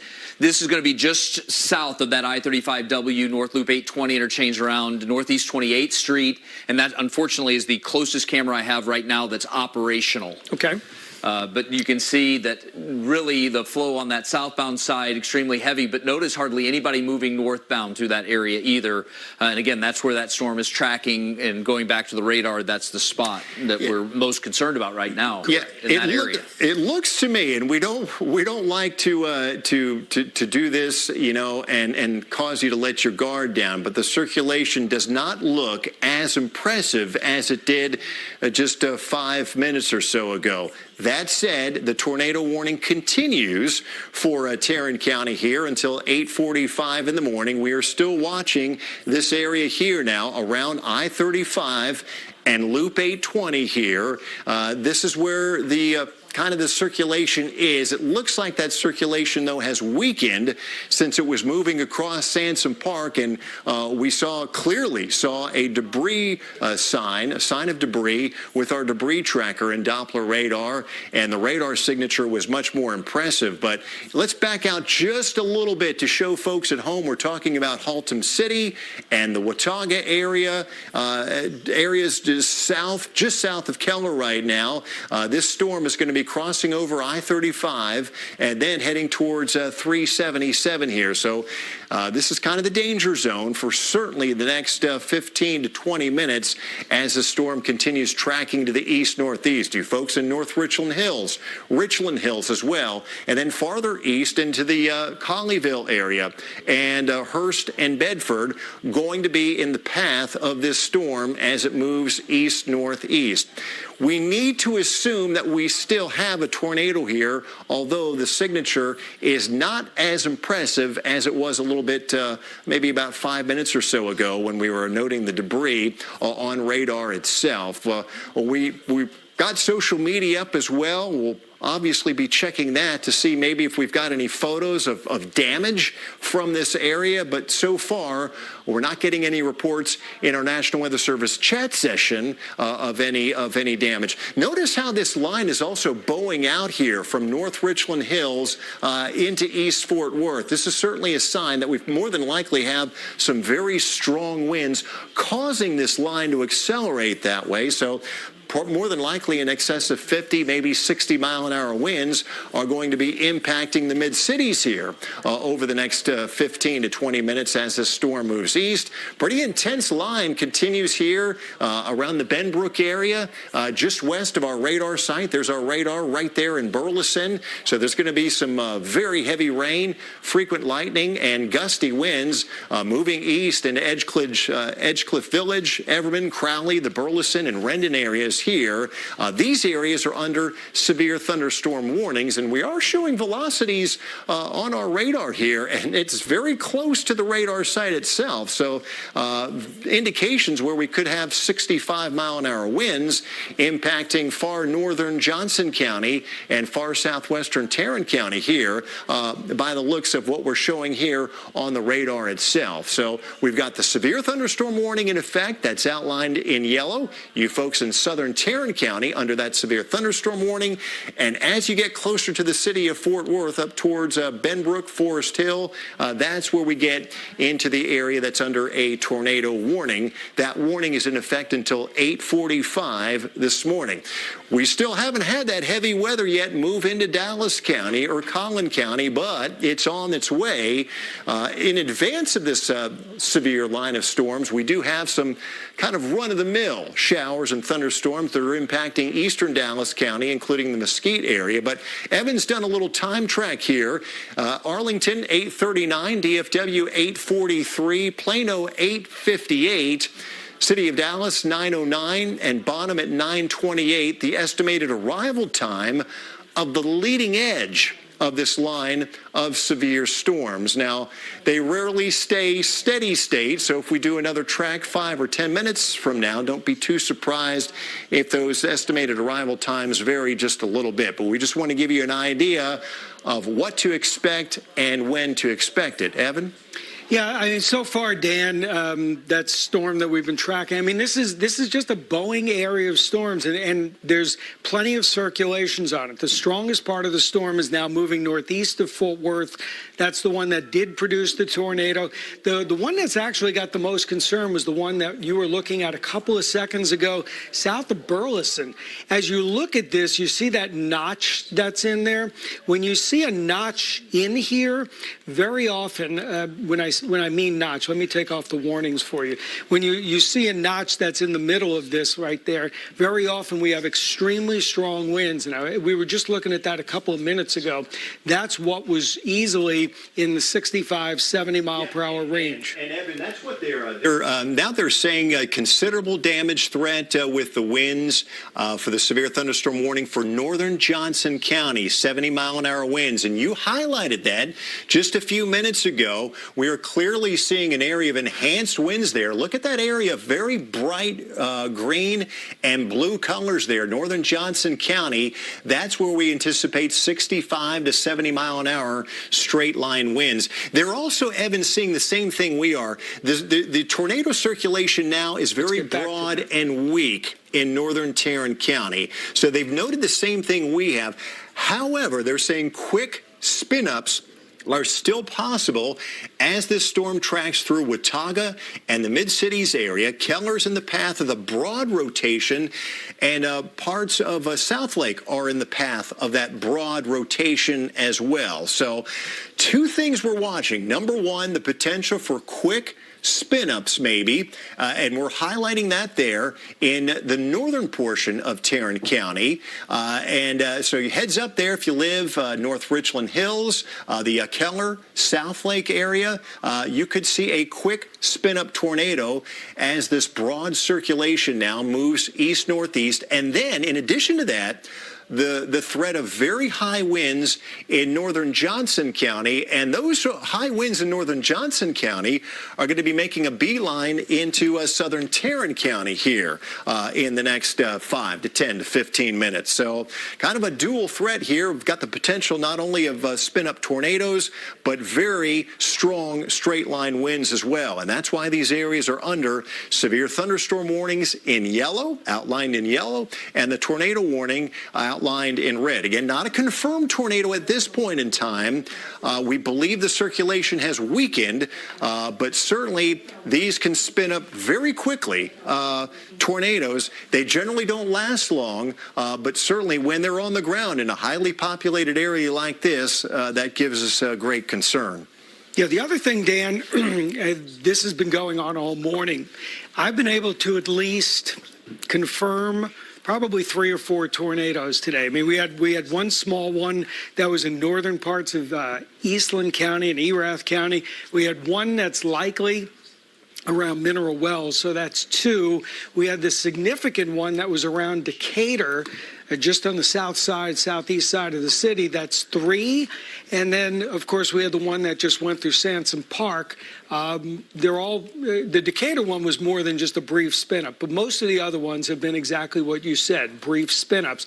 And we talk about that all the time when you have a squall line, a brief spin-up, and people are like, what are those? It means they can come out of very, very innocent-looking storms that just get their act together and they form, and then about 15 minutes later, they dissipate and form somewhere else.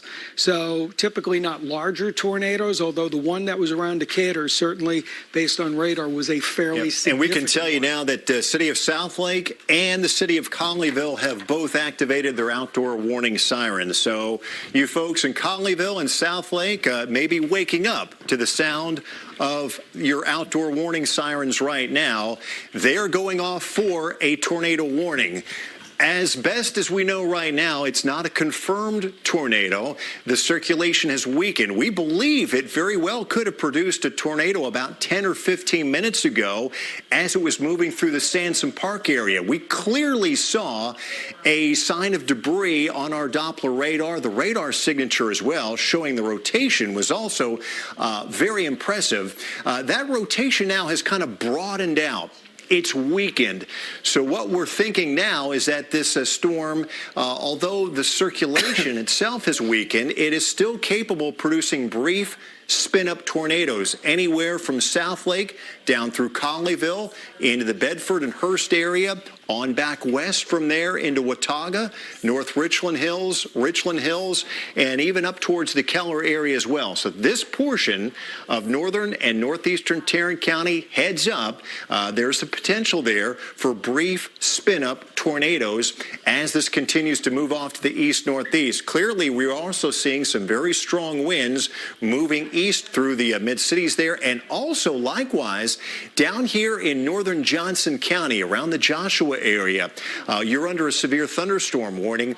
We could see straight line winds in excess of 65, maybe up to 70-mile-an-hour winds based on the radar here. Evan, can you bring that up one more time? Kind of hone into there. There's a lot of cloud-to-ground lightning. This is putting on quite a light show as well. A real cluster of cloud-to-ground lightning there showing up on our Doppler radar. But notice where these bright green colors are here. Just to the southwest of Burleson. Our radar site is literally just a few miles northeast of there. So that radar beam is very close to the ground here. So we're showing close to low-level winds. They're probably only a few hundred feet above the ground here. So certainly there's a high potential that this makes it down to the surface here, and we could see some damaging wind gusts as this moves towards the Burleson area. So anywhere literally from Joshua to Briar Oaks to Burleson up towards the Crowley area, you could certainly be under the gun here for some very strong straight line winds. This is the main area that we're concentrating on right now. This is where we see the most menacing storm activity. As you head farther north into Denton County, let's go up there for the time being. Just some heavy rain right now. We don't see a tornado threat here at the present time in Denton County. Certainly torrential downpours coming down around Denton, Corinth, into the Highland Village area. Cloud-to-ground lightning strikes. This is moving off to the east in the direction of Salina, Prosper, and Frisco. But keep in mind, we are all under a tornado watch until 11 o'clock this morning. So favorable conditions for additional tornadoes to possibly develop as this line of severe storms continues to move off to the east-northeast. Collin County not seeing much right now, but again, that's going to be changing here over the course of the next 20 to 30 minutes as these storms continue moving eastward. Evan? Yeah, just very quickly to throw in, Dan, since we weren't seeing any more rotation, that tornado warning is now canceled for Tarrant County. So no more tornado warning for Tarrant County. You folks can breathe a little sigh of relief for now. But as Dan has been saying all morning long, and we've been seeing, these circulation centers come and go.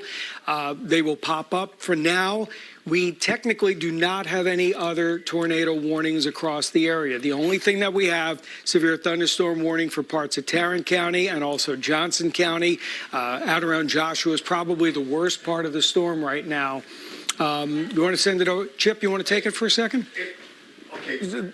Let me try to knock out some stuff really quick on the traffic front where we kind of have that, again, better news about these intense storms and just throw out all of the issues that are out on the roadway that I'm concerned about, because Dan had just mentioned how everything's starting to push in toward Collin County. Well, already we've seen plenty of crashes along 75 Central Expressway. This is a wreck just past the Virginia Parkway interchange, and you can see that only the two right lanes can slide through in this area.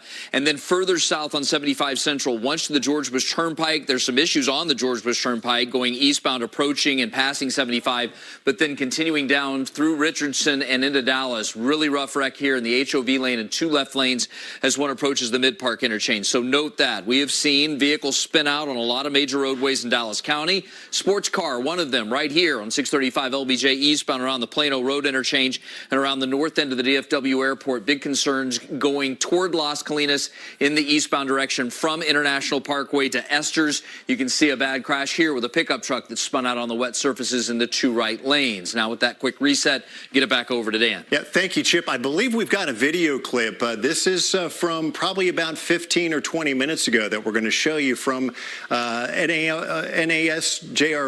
the Air Station Joint Reserve Base there. There it is. And I'll just let you hear the audio. Tiffany White, our thanks to you. That appears to be the tornado that you see right there. And it looks like she was shooting that video from the Joint Reserve Base there. This was probably about 15 or 20 minutes ago. when that tornado warning was in effect for Tarrant County. We believe that tornado impacted areas around Sansom Park, but that clearly, to me, is a pretty good evidence of the tornado as it was moving through Tarrant County. That little video clip just coming into us. We are literally just seeing it right now near NAS JRB in Fort Worth, the Naval Air Station Joint Reserve Base. Tiffany White sending us that video clip, and you can hear the outdoor warning sirens going off as well. Now, the circulation that produced this tornado has weakened. Thankfully, it has weakened substantially, but we still are under the gun for potential brief spin-up tornadoes as this moves through northeastern Tarrant County, places like Colleyville and South Lake, the Hearst, Euless, Bedford area, North Richland Hills. You folks could potentially still see a brief spin-up tornado as the line itself makes its way off to the east-northeast. We believe that this tornado warning is going to be allowed to expire here. Is that correct, Evan? Yes, the tornado warning did expire. What we're doing is we're just looking up and down the line to see if we have any spin-up, Stan, and you can look with me. Obviously, you can see a little area of rotation right now. That's up around Little Elm. That's on the Denton. Looks like some strong winds right there. Notice that little bullseye down there. Could be some enhanced winds there blowing in the direction South Lake up towards the Grapevine area. I can see those there. You notice that, Evan? Right there. Yep. I mean, we'll take a look at the. That looks like some pretty impressive winds here on radar. 60 mile an hour. 60 mile an hour winds, at least that are going to be blowing through the South Lake area. Here's Highway 114 here. So just as a matter of fact, National Weather Service, strong winds on radar over Grapevine and DFW. Yep. 60 miles an hour. So, and here's something else to add to that. Can you take remote 13 really quick? I can take strong winds so bad that we might potentially have had an issue when the strong straight line winds actually knocked over an 18-wheeler. So this is going to be on I-35E in the Louisville area as one moves just south of the area around Justin Road. So again, please note that activity and plan accordingly. And even getting down through here, we have had some other issues pop up as well. So again, really dangerous out there on the roadways. Yeah, folks, the roads are a mess right now. If you have the luxury of staying put where you are and going into work a little bit later this morning, we would strongly advise you do that to avoid scenes like this where literally we've got an overturned tractor trailer here, it looks like, due to these very strong winds that blew across the highway just a few minutes ago. We've also got a clip, I believe, from the Weatherford area that we'd like to show of some damage as these storms rumbled through Parker County, and you can see some garage doors there that were blown in by these very fierce winds. That little video, actually the photos here from Peggy Krutzinger. This again is the Weatherford area, Parker County, as these storms blew through that area. Straight line wind damage, those garage doors blown in. Chip, you're pointing out something else right, here. so this is also in Wise County. If you took remote 13 of that same area where we had the storms blow through and the winds or tornadoes, straight lines, ended up blowing over another 18-wheeler here. So this is on the west side of Weatherford on eastbound I-20 approaching that Dennis Road interchange. That's the 18-wheeler, Dan, that you mentioned earlier, still on its side, heavy-duty wreckers on the scene. Closures in that area imminent, because when they start to upright that vehicle for safety's sake, they will do just that. So it's another spot to steer clear of there in that part of Parker County. So we got a shot of the airport now. There's a look at the storms. We are looking right into the teeth of these storms as they are approaching DFW Airport. Likely there's going to be a ground stoppage here as these storms move through. Significant delays as well, more than likely. And let's show the radar here. That's impressive there. Look at the enhanced winds. Notice we're getting these yellow colors here moving through the Grapevine area, South Lake over towards towards DFW Airport, we're showing velocities here close to 70 miles an hour. Now, these are not quite surface winds. Keep in mind the radar beam is traveling upward in altitude as it goes from Benbrook up into northeastern Tarrant County, but these are probably only about 500 feet above the surface, so it's likely we could be seeing winds close to that at the surface here.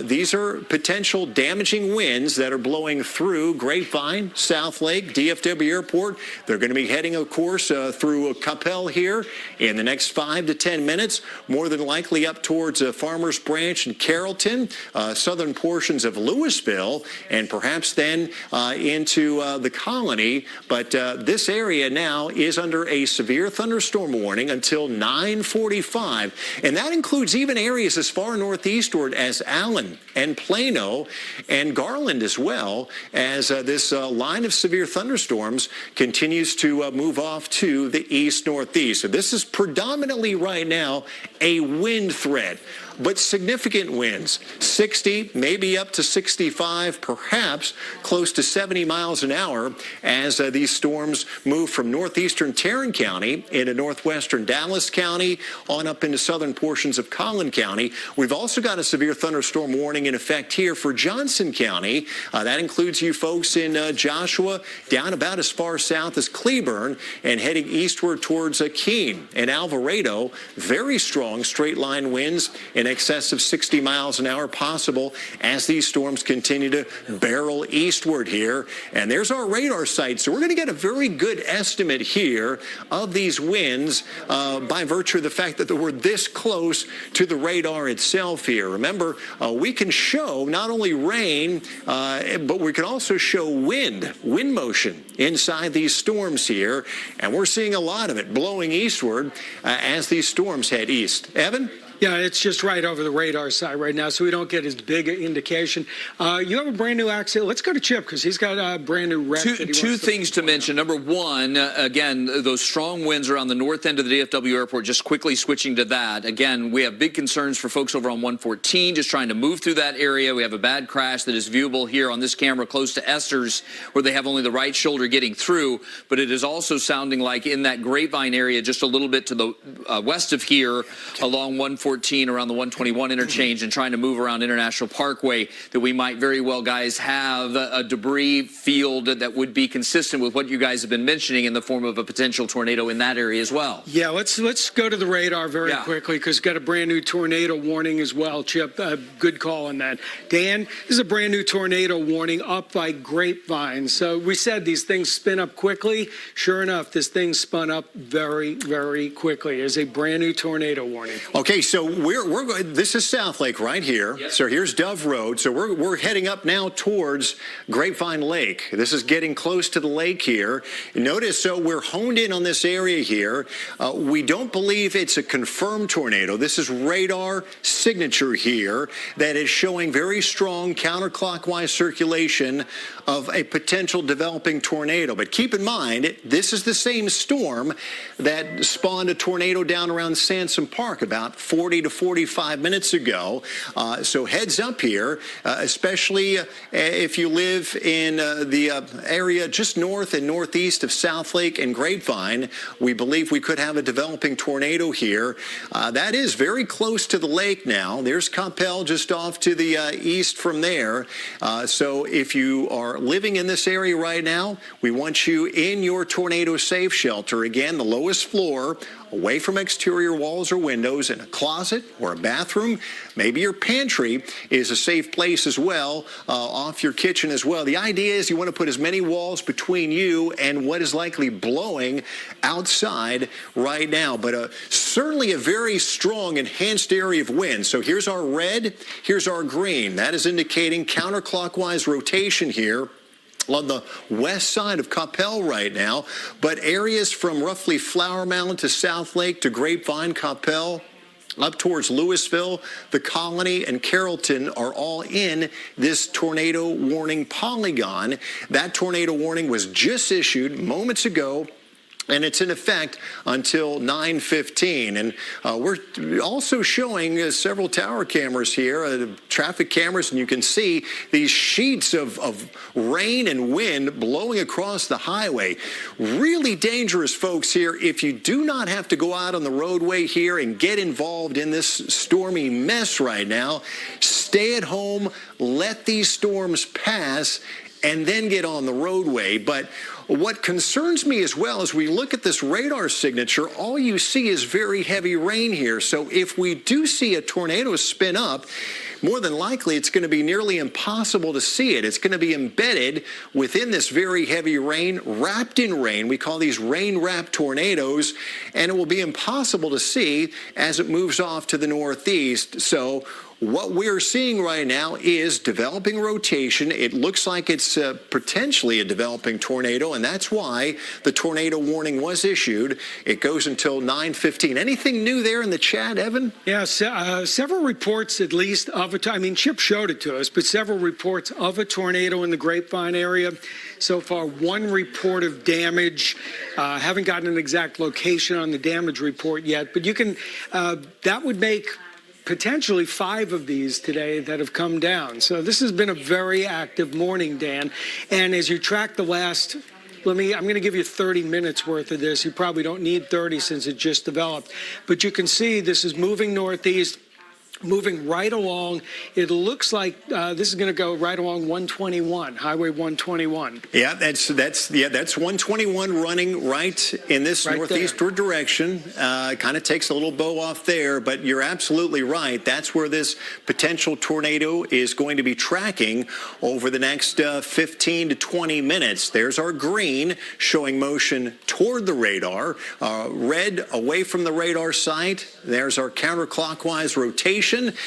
Again, it is embedded within very heavy rain. So even if you were situated very close to this, you may not be able to see it. Chip, you've got something pretty... This is the area, 114 and 26. We're taking the TxDOT cameras and zooming it in right now.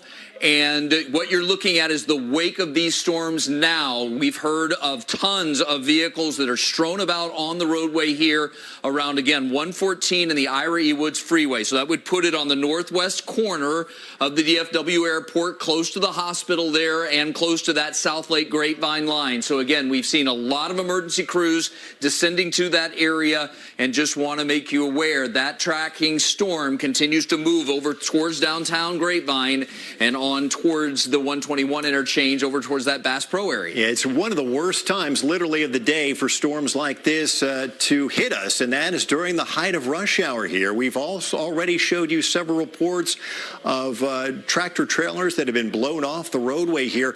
We have a video clip we want to show you. We'll get back to this warning momentarily. This was from Wise County, the Decatur area, before sunrise this morning of the tornado itself. I believe we've got that video right there. Daryl Barton sharing that video. And that's the tornado we believe. Look at it, illuminated by the lightning there. Wise County was under a tornado warning earlier from this line of storms.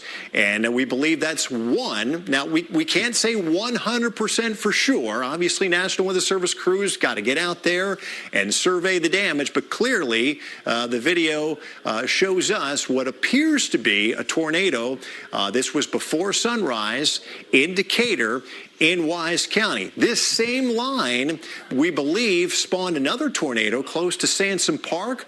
We showed that video clip about 15 or 20 minutes ago on air from the Naval Air Station Joint Reserve Base.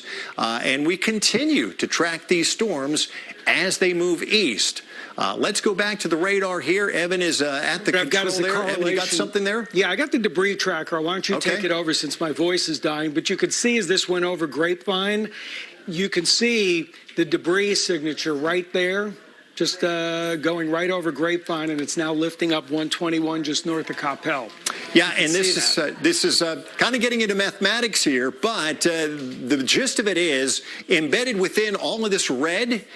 You see this yellow and green. The red is indicating rain, but what sticks out here is these yellow and greens, which are more than likely indicating some debris. What is that? More than likely shingles, tree branches, perhaps sheet metal itself that are lifted up by the actual circulation in the storm. And we can clearly show that here. We were showing an even more impressive debris signature over Sansom Park about 40 to 45 minutes ago when the storm came through there. But the tornado warning continues for northeastern Tarrant County, including South Lake and Grapevine, into Flower Mound, Louisville, Coppell, all the way up northeast into the Colony. This is our circulation that we're showing right here. It's heading basically right up Highway 121 here. So if you live in this area, we want you to be in your tornado safe shelter right now. Here's a live look in Coppell right now. Let's bring that shot up if we can. Just some very heavy rain falling there, not much wind, but again, the wind from these storms can be very, very localized. You can only go a few miles, and it looks like the world may be coming to an end. But certainly torrential rain, that's a live shot right now in Coppell, which is very close to this circulation that we continue to track that has prompted the National Weather Service to issue a tornado warning. And that warning continues until 9:15 this morning. Certainly flooding is going to be another big concern as well. There's the big view of the line of storms that extends literally from southern Oklahoma, the Sherman-Denison area, all the way down now into northeastern Tarrant County. DFW Airport is being pounded by these strong to severe storms, and it continues down around Johnson County. South of Johnson County, not a whole lot going on. The storms are trying to get their act together. We're seeing some development down around the Waco area, but if you folks are joining us now, Walnut Springs, Hillsborough, Corsicana, Athens, nothing going on at the present time. All the main action is happening right now in the Metroplex here. We've got very strong straight line winds that are causing some damage, and embedded within this line of storms, we've got circulation that could potentially be the signs of a developing tornado. So anywhere from literally the Colony all the way down through Arlington here, heads up, this line of storms is likely producing some damaging wind and may also be capable of spinning up tornadoes. Evan? That cell down by Arlington, especially south of Arlington, got to watch that one just a little bit closely as well. I mean, we're starting to see some minor rotation on that one. What did you just say? Arlington. Okay, we got some video from Arlington. Go ahead, take that. Obviously, the storm itself that's over Arlington doesn't have the rotation right now, but it has produced some 40 and 50 mile per hour winds and the very heavy rainfall. Ben, let's go back to the radar for a second, because there are reports of some debris in Coppell as well. So if the tornado isn't still on the ground, let me get you your bearings here. I got Carrollton, Coppell. This is 121 that runs up through the Colony. This is your tollway that's running through Addison. So you're getting up to 121 and the tollway. This area right here is where the circulation is. And there's probably, if there's not a tornado out of this, it's questionable as to whether it's still on the ground. There was some debris that was just up there, as we saw based on the correlation coefficient, or basically what we call the debris tracker. So whatever's left of this is working its way up to the northeast. It's in Denton County. It may end up in Collin County, Dan. Yeah, this storm has been kind of cycling, pulsing up and down, if you will. So it has a tendency to get better organized very quickly, produce perhaps a quick tornado, and then the circulation weakens a bit. We believe that we're still seeing the circulation here. Impossible for us to tell you 100% definitively if there still is a tornado here. You need to assume that there is a tornado still in progress here. The warning goes until 9:15. It's in the Louisville area here, close to Highway 1. Has broadened out a little bit, we get really concerned when we see that couplet, red touching green. Right now, it looks like it's kind of broadened a little bit. But that said, you can still get weak tornado spin-ups in a situation like this. Of course, nothing weak about a tornado. That's just relatively speaking here, at least in terms of tornadoes. Chip? Here's a live look on remote 13 of I-35E right now, just north of that San Rayburn Tollway interchange. Heavy, intense rain. And again, as Dan has mentioned, in these cases, the tornado could be right in that area and it's rain wrapped and you simply can't see it. What I can tell you is that vehicles have started to stop on the roadway, like these 18-wheelers, high-profile vehicles that could get blown over in the strong winds. And again, that storm continues to track through that area. So I just wanted to throw that in real quick in conjunction with what you're saying, Dan. Go ahead and continue. No, awesome. Very good information. Look at the visibility. It is very, very poor here. You can barely see maybe an eighth of a mile or so up the roadway. That's also a big concern. You may be traveling up the road at highway speed and all of a sudden you get into the teeth of the storm here, and a tornado could potentially be passing across the roadway. We've seen evidence through our debris tracker and radar signatures and damage that we may have had at least a few tornadoes this morning. And it looks like we've got more evidence here. This is that area, Dan, where the storm just went through. So I wanted to go back to it. This is Highway 114 around the Ira E. Woods Freeway, or Highway 26. All of the eastbound traffic coming out of the South Lake area, Trophy Club, Roanoke, is down to just one lane through here. And again, that what we think might have been a tornado comes through that area, and there are vehicles strewn about. We are getting reports of injuries now in that area, around the Sam's Club in that area. So please, again, note all of the emergency activity, and it's just another spot to steer clear of, and it just is another example of how dangerous it is out there. Yeah, right and now. that's one of the most vulnerable places you can possibly be in a situation like this, is in a vehicle on a roadway in rush hour traffic. It really doesn't get any more vulnerable than that when you've got storms like this that are moving through. So here's green, indicating motion toward the radar, red away. So our counterclockwise rotation here is very close now to the colony. It's moving up towards the colony here on Highway 21. Obviously, a very populated area. This circulation, we believe, has produced at least a couple of tornado touchdowns, perhaps, in Tarrant County. We've seen debris on a radar itself. And so that's why we're highlighting this area under the tornado warning now until 9:15. So it is 9:04, another 11 minutes at least. But this is the danger area right now, Memorial Drive, Windhaven Parkway. So we're talking about very close to Nebraska Furniture Mart here. I believe this area in the colony for a potential tornado as it continues to move off to the east-northeast. Let's expand our view if we can. Want to show you down in the southern portions of Tarrant County, Arlington as well. Well, this is intense weather that's moving through Arlington and Mansfield. Could be a little bit of hail embedded in there as well. We're not too concerned about damaging hail, but this could be producing a swath of very strong winds as it moves east across the Joe Pool Lake area here in Cedar Hill. There's our hail core, and we're seeing perhaps some evidence of pocket change hail here. We're more than likely talking about pennies and dimes and nickels around the Mansfield area with a lot of cloud-to-ground lightning. Look at all the lightning strikes that are happening in advance of the line itself. We call those bolts out of the blue. Not a drop of rain falling here, and we're seeing these lightning bolts crashing down to the ground. That's also a big concern of ours. If you hear thunder where you are a potential target. You need to get indoors to safety here. Let's go farther south from there into Johnson County, where we've got storms that have been breaking up a little bit, but these are still capable of producing some very gusty winds as they move through the Alvarado area on towards Venus. And the tornado, the severe thunderstorm warning goes until 9:15 as well. Evan? Looks like it'll eventually be canceled. By the way, you talked about the hail. Literally 30 seconds after you said it, reports of hail in Mansfield. So there's quarter-size hail in a couple of quarters. It hasn't been immense, but it's been a couple of quarters. It does justify a severe thunderstorm warning.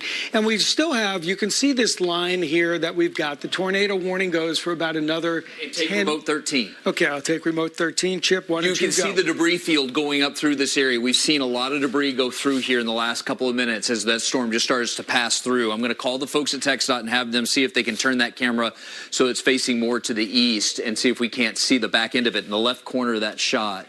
On 35E and FM 3040, can we turn that camera a little bit to the left? Just a little bit. While you do that, Chip, I will mention there's a new tornado watch coming out for the remainder of North Texas. Let me just throw it up. They'll pull some of the counties from the watch. I know it shows a lot.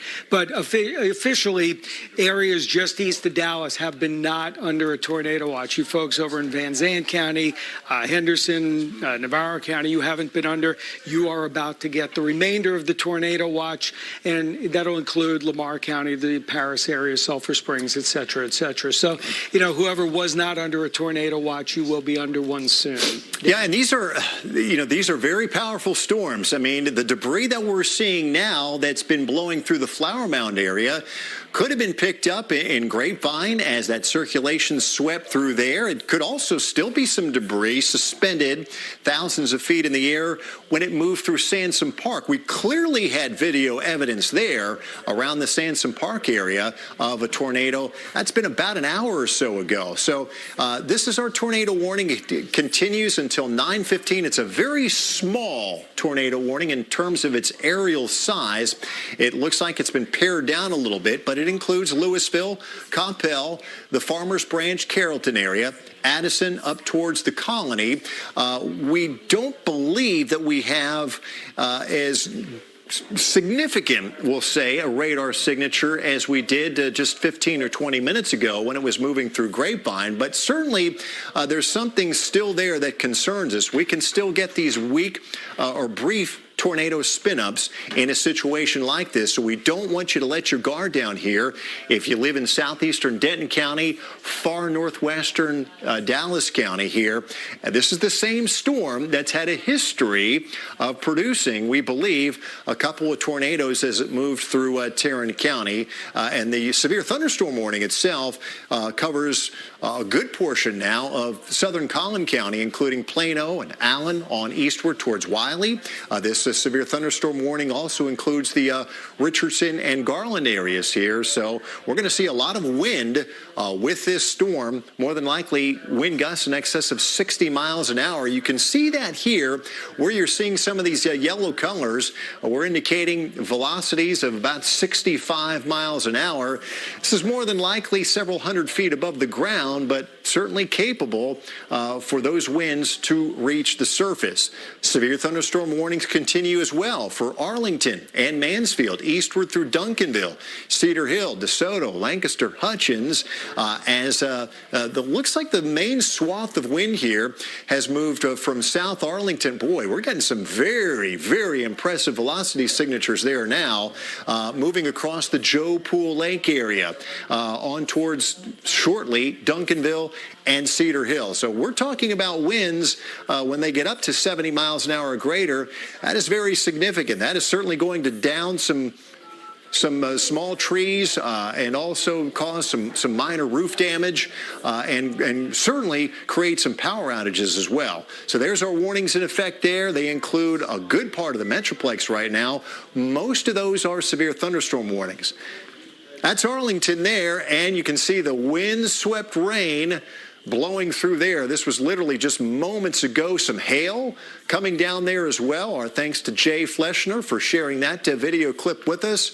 That's pretty much indicative of what is going on right now around Tarrant County and now moving into portions of Dallas County. Evan? We saw those very strong winds, Dan. You pointed them out. You're like, wow, that looks pretty impressive just south of Mansfield. That's also where we just extended a severe thunderstorm warning. That's going to go to 10 o'clock through northern Ellis County. It does not include areas south towards Ennis, but it does include Waxahachie and Midlothian as you go up on I-35E, the Ovilla area. So you are now under a severe thunderstorm warning till 10 o'clock this morning. So pretty much warnings up and down the line. You do see the line is broken down south. You know, that's one of the reasons we don't say 100% because some people are getting missed by this line. At this point, it could always fill in, but just west of Hillsborough, out around Lake Whitney, there's not a lot going on. So most of the action is from the Metroplex north right now. That's where the storms are at their worst.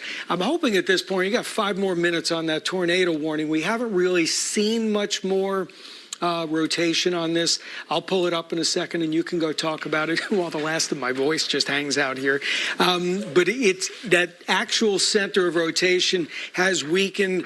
It is not going to be extended as you go into Plano. So at this point, the tornado warning stops around the colony. I do not see any indications of rotation with that storm at this point. Doesn't mean we can't have it again. I mean, what we've seen this morning is a lot of on and off rotation. Storms go up, storms go down. And I'm going to take the warnings off so you can see exactly what we see here at the station. You see how these are just kind of S-shaped. You see the various little S shapes here. Every time you see the S shape, you can have enhanced winds. Those are headed to Cedar Hill. And I'll tell you, I'm just going to look at this down around Cedar Hill. I don't like the looks. That looks like a supercell trying to develop out towards Cedar Hill. So that's one of the areas we would obviously look at things coming down. I want to take a look at this right now. Just to see if there's any rotation in it right now. No, there isn't, but we're still continuing to watch what's left of this system as it goes into Collin County. They are going to issue a new tornado warning for Collin County. Spotter in Carrollton just measured 45-mile-an-hour winds from the south a moment ago. Close to a 1-inch diameter hail in Mansfield reported. That was a social media. So here's the new tornado warning. Tornado warning issued for Collin County until 9:45 a.m. At 9:12 a.m., a severe thunderstorm capable of producing a tornado was located near the colony, moving northeast at 40. So, of course, this is the same storm that we've been tracking now for quite some time, and the circulation is at least impressive enough that the National Weather Service is going to extend that through a good portion of Collin County for the next 30 minutes until 9:45. And as you said as well, you pointed out the storm down there around the Joe Pool Lake area, Cedar Hill. Watch that. That's one we're going to have to watch as well. That is looking pretty impressive on radar with the circulation that's trying to develop in that one. Hey, as long as we're watching this, by the way, my daughter probably isn't watching TV, but this is getting pretty close to you right now. So this is right up on 121, the tollway, Legacy Drive. You're up around the mall over there. So you're you're getting into Frisco right now where the circulation is. It's not a very strong circulation, but it is still a circulation in the clouds, and it comes from what was a tornado recently. So if you're on 121 and you're up into Collin County right now, that's going to be up on the Frisco-Plano border, obviously right around the Cowboys camp.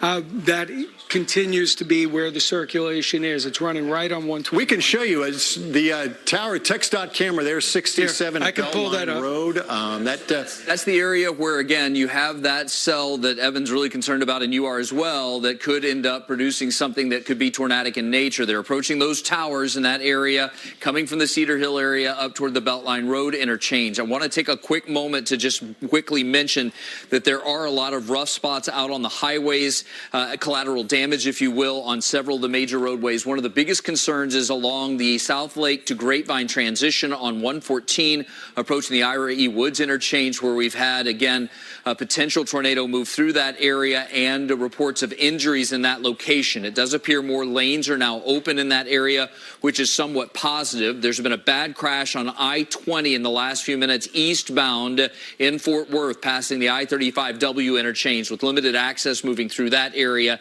In Denton County, some of the straight line winds caused some big damage. This one of the worst, northbound on I-35E, heading up through the Corinth area towards the UNT campus, where only the right shoulder gets by. Earlier issues around I-35E and FM 3040 have cleared in the last few minutes. This is a head-on look right now at 75 Central and the Sam Rayburn Tollway in McKinney. It's looking due west at that storm cell that is coming right at this area that in the last few minutes might have less intense, but still quite dangerous moving through this location. And you can clearly see the poor visibility there. If you're embedded in these storms itself, traveling through those, you may not see a tornado that's approaching from your south or southwest. We're kind of moving around here. This is the tornado warning. This is our radar signature here. Now, the circulation itself doesn't look quite as impressive as it did earlier when it was moving through the Grapevine area, for instance, but these storms cycle. They pulse up and down, meaning they get very organized very quickly, and so that's why the tornado warning was reissued here, and it's now in effect until 9:45 from roughly the Frisco area. It includes portions of Plano, Allen, and McKinney on about not quite as far northeast as the Melissa area, but all we can show you here really on radar is just intense rain, and embedded within this very heavy rain is the circulation itself. So that's, if it does develop, it would be a rain-wrapped tornado, nearly impossible to see as it moves quickly here to the east-northeast. So we want you to be in your tornado safe shelter right now. Once again, that's the lowest floor available, away from exterior walls or windows. That's our tendency. You want to look out the window to see what's going on out there. That's not a good idea, as debris can cause the glass to shatter there. So your closet, your bathroom on the lowest floor, obviously good places to be. Bathroom oftentimes because there's plumbing in the wall itself that can help reinforce that wall. But Evan has kind of highlighted this area here. I'm looking at it, Dan. I mean, it was there around 121 and up towards the tollway and Legacy. It seems to be weakening. Yeah. It seems to have weakened just a little bit. National Weather Service kind of saying, yeah, we think it's somewhere near Frisco on 121, up getting towards McKinney. But I'm not seeing anything that's earth-shattering up there. Yeah, that's good. For at least for right now, we believe that the circulation is weakening a bit, but you can still get brief spin-ups in a situation like this, and it's still fully capable of pulsing up again and getting better organized. We're also watching this storm down around the Duncanville area, Cedar Hill, the Joe Pool Lake area here.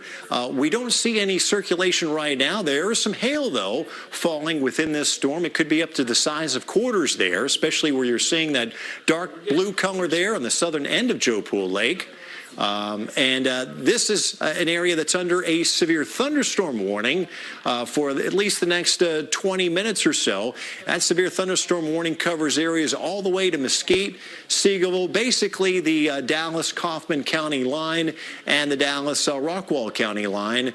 So all of Dallas County now essentially under two different severe thunderstorm warnings here. Winds could very well be gusting in excess of 60 miles an hour.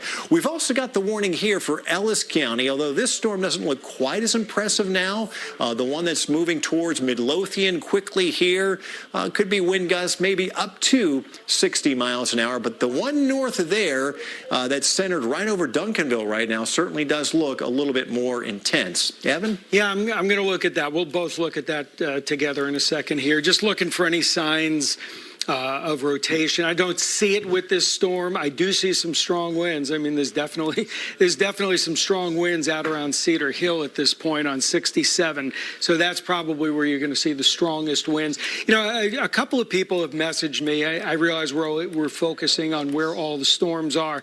Also want to focus where everything isn't right now, and that's just behind this line. Once you get to Fort Worth, you're cleared. You want to put up the Fort Worth Tower, Ben? That's fine. Once you get to Fort Worth, we're cleared behind this. So the rest of the day will end up clearing up. Once these storms pull through, right now they're up around 75 going from Sherman to McKinney to Dallas. Once they get out of here in another hour or so, we should be in much better shape, Dan. Yeah, and that is good news, you folks. Let me put up the new tornado watch for you. Go ahead. You can talk about that. Yeah, back west of Fort Worth, Wise County, Parker County, Palo Pinto County, down around the Stephenville area. You're now kind of safely behind this line of storms, and so we're not too concerned about you. It's basically here from the Metroplex and points east for the remainder of the morning that we're going to be monitoring here for severe weather. And this is the new tornado watch that was issued that includes now eastern portions of North Texas all the way into the Tyler area, Mount Pleasant up towards Clarksville. And I believe that watch even goes more than likely as far east as Louisiana and into portions of southeastern Oklahoma and Arkansas. There's our severe thunderstorm warnings in effect from roughly Plano down through Dallas into Waxahachie, and we still have that tornado warning in effect for portions of Collin County. Not a confirmed tornado, but radar indicated rotation that could show a developing tornado. Chip has brought up here, this is our TxDOT camera, 67 and Pleasant Run, and what you're kind of seeing here is the outflow ahead of the line of storms here that's creating that shelf cloud there.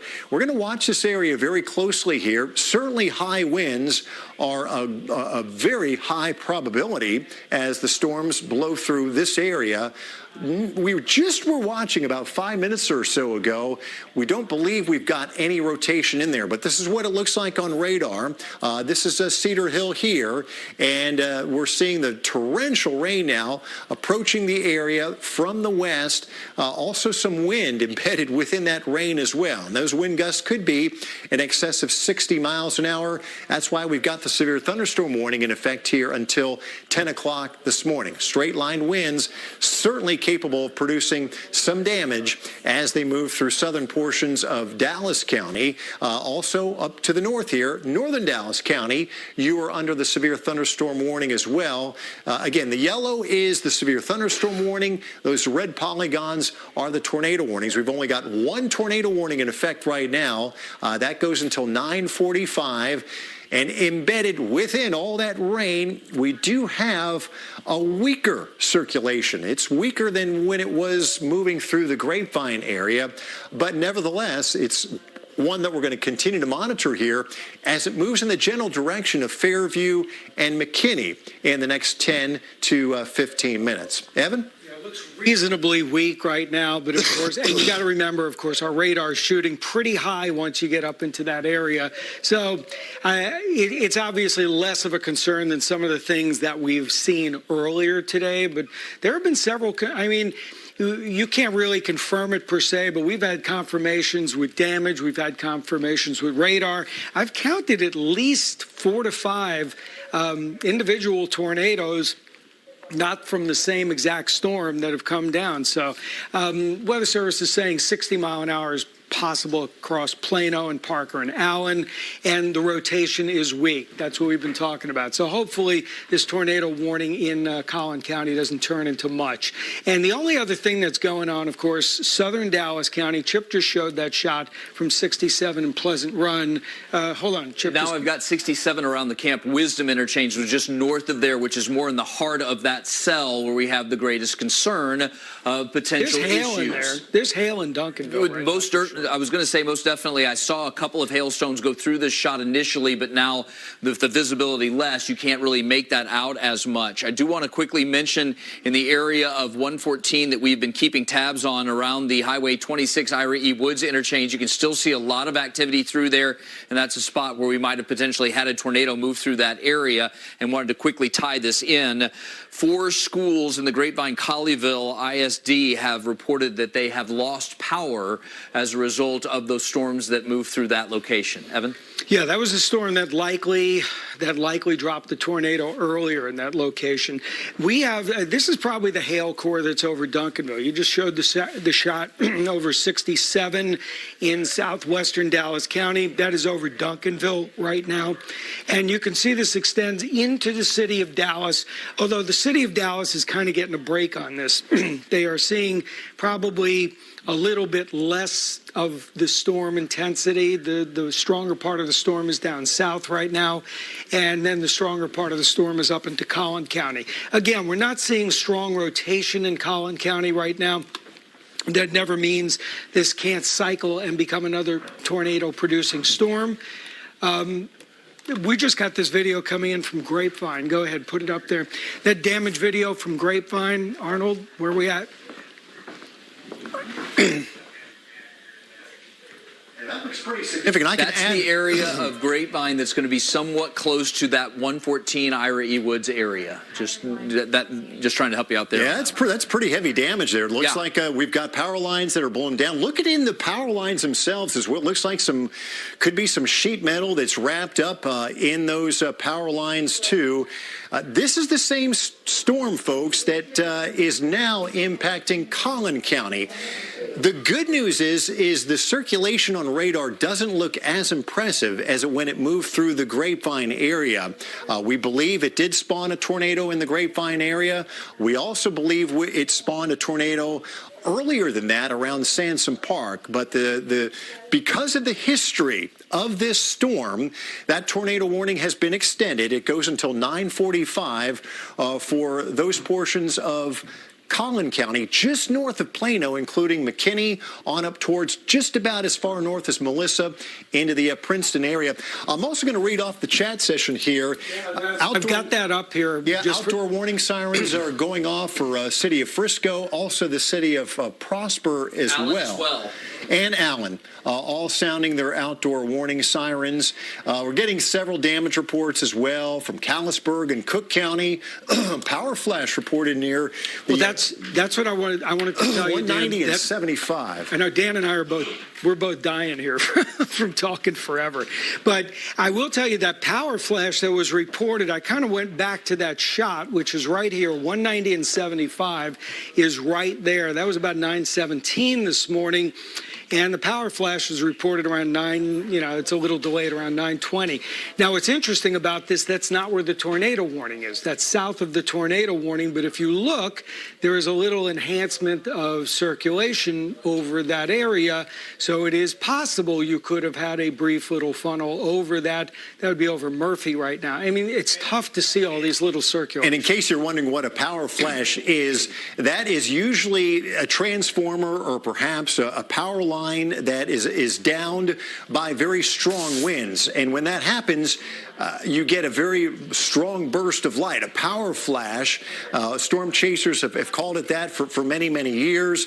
And oftentimes in a situation like this, where you've got torrential rain and you've got wind embedded within this torrential rain, that's the only sign you get that there are very strong winds either being caused by a severe thunderstorm or perhaps a tornado itself. But we did have that power flash reported at 190 and 75 in the chat session just a few moments ago.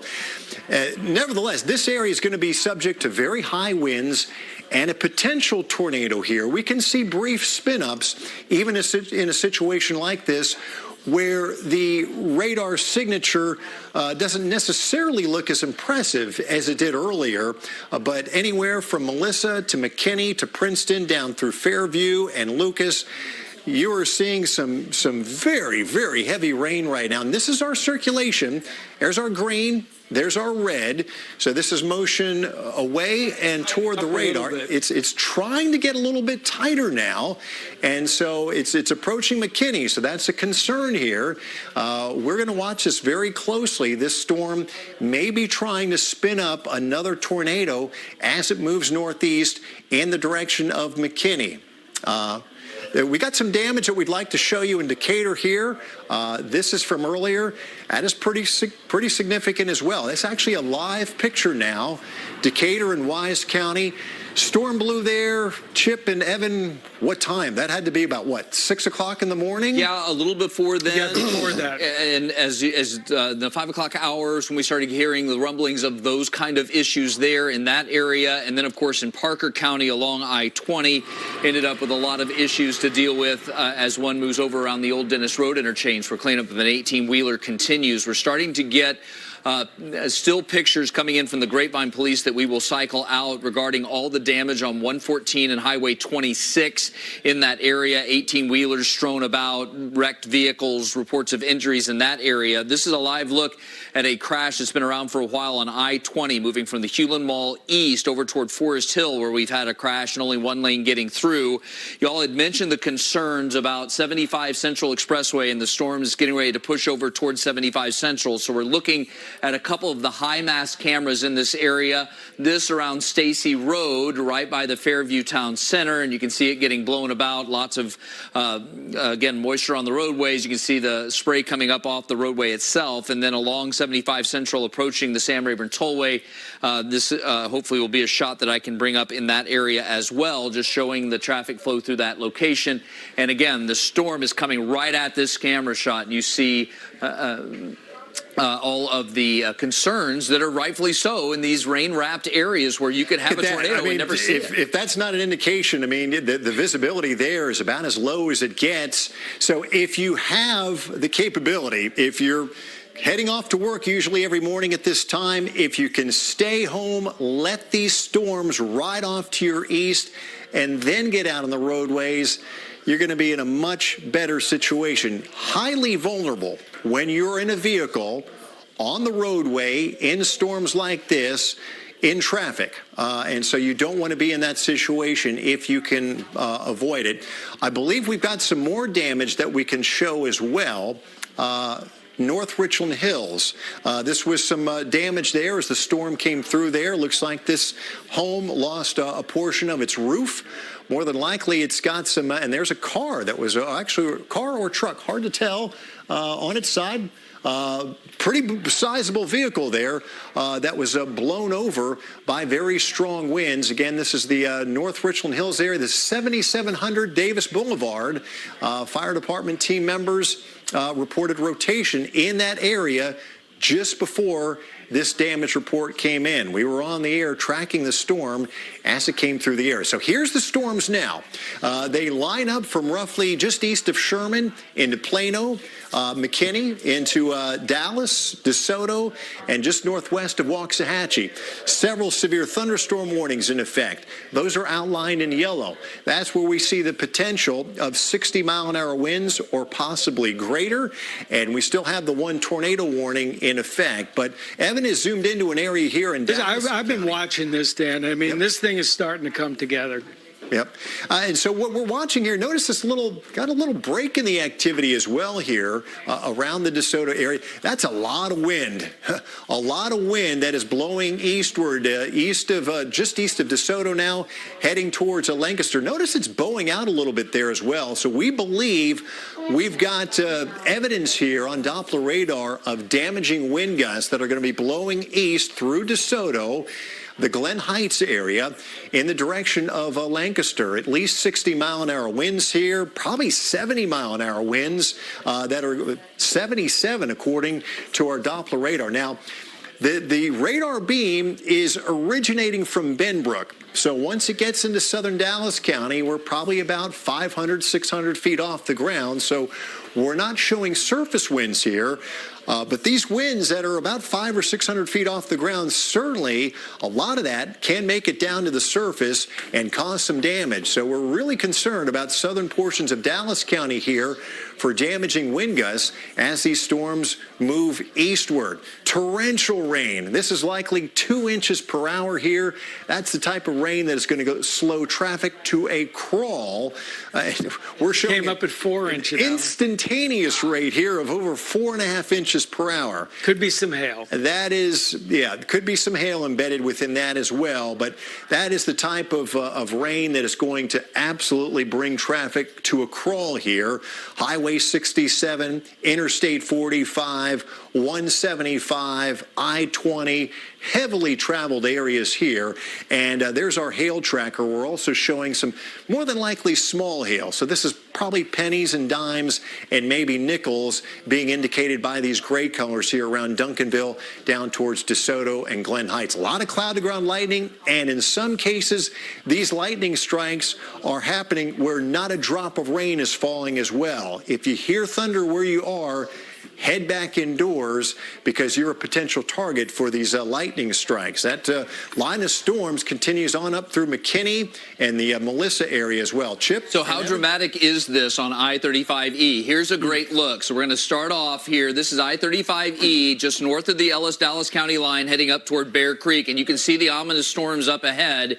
And then the closer you get to it, oh, we're into it. Oh, now we're full-blown into it. And you can just see how rough it is as far as the weather is concerned right now, moving through that area and continuing up toward the I-20 interchange. What I haven't been able to capture yet would be anything that would show me the severity of the actual straight line winds yet, but you can definitely see the impact it's having on the drive, how everything is just completely bogging down as a result of those rough storms that continue to organize. Yeah, we've also already shown several clips of damage, overturned vehicles, roof damage, power lines that were. Do we have that little clip from Grapevine that we can bring up again? Okay, we got a picture from Grapevine showing some damage there. And there's a truck. I'm going to read that. That's Grapevine Public Safety working several weather-related incidents. Please refrain from going near the areas of Highway 26 and 114 West. That's what Chip has been saying. 3000 Grapevine Mills Parkway, Dove Loop, Shady Brook. Use caution on the roads in these areas due to downed power lines. And that looks like a truck that maybe jackknifed there. A little hard to tell, but Chip, what can you add to this? Here's the streaming video of that shot of that area still as one moves along 114. And of all the directions, we're most concerned, number one, with the traffic flow on Highway 114. If you can take remote 13, that would be great. And you can see that the overall flow coming out of South Lake is limited, and there are backups as you move through this area. The other point of concern is everything along the Ira E. Woods area with the closures as a result of this incident along service roads. Lots of police units you can kind of make out in the center of that shot. So please, again, continue to avoid that area. It's going to take quite a while, several hours, to untangle the mess as a result of these passing storms. A brand new severe thunderstorm warning, Dan. It's basically just a downstream warning that is going to go east of where the tornado warning is, eastern Collin County, northern Hunt County, southern parts of Fannin County. And the tornado warning, where it is warned for another 5 minutes or so, there's no more rotation left. The warning will be lifted at 9:45. So we'll be just left with severe thunderstorm warnings. So it looks like we're surveying for damage there. Bottom right. Top right is obviously some damage that occurred to a home there. That is Decatur in Wise County, a portion of the roof with that particular structure. We're told that there is some heavy damage in that part of Wise County. Storms came through there prior to 6 a.m. So before the sun came up, that camera bouncing around a little bit. We're still searching all across North Texas here. But here is a live look at radar right now. We're extending. Let's go in for a look now into southern Dallas County, where we've got more than likely some very strong winds heading eastward from DeSoto into the Lancaster area. We showed just a few moments ago signs of perhaps over 70-mile-an-hour wind gusts embedded within these storms, and they're going to be heading eastward towards Wilmer and the Wilmer-Hutchins area. This is a look here at what we believe. It's probably a little contaminated. It could be a little contaminated, but more than likely we've got some very strong winds. I think safe to say maybe 60 to 70-mile-an-hour winds that are going to be moving towards the Lancaster area here over the next few minutes. Cloud-to-ground lightning strikes happening outside of where it's raining. Dangerous situation there because there may not be a drop of rain falling where you are, and then you have a lightning strike. So if you can hear thunder, you are close enough to be a potential target, head indoors. We still want you to treat this almost as serious as a weak tornado. These wind gusts, when they get up to 70 miles an hour, can cause quite a bit of damage here, as we've already shown you with various pictures and video clips. Our tornado warning still continues. It is coming up on 9:40 for another 5 minutes here. It's a very small area, including the McKinney area, Princeton, down towards the Plano area. Nothing confirmed, but we are still monitoring that area. See, McKinney schools now are sheltering in place.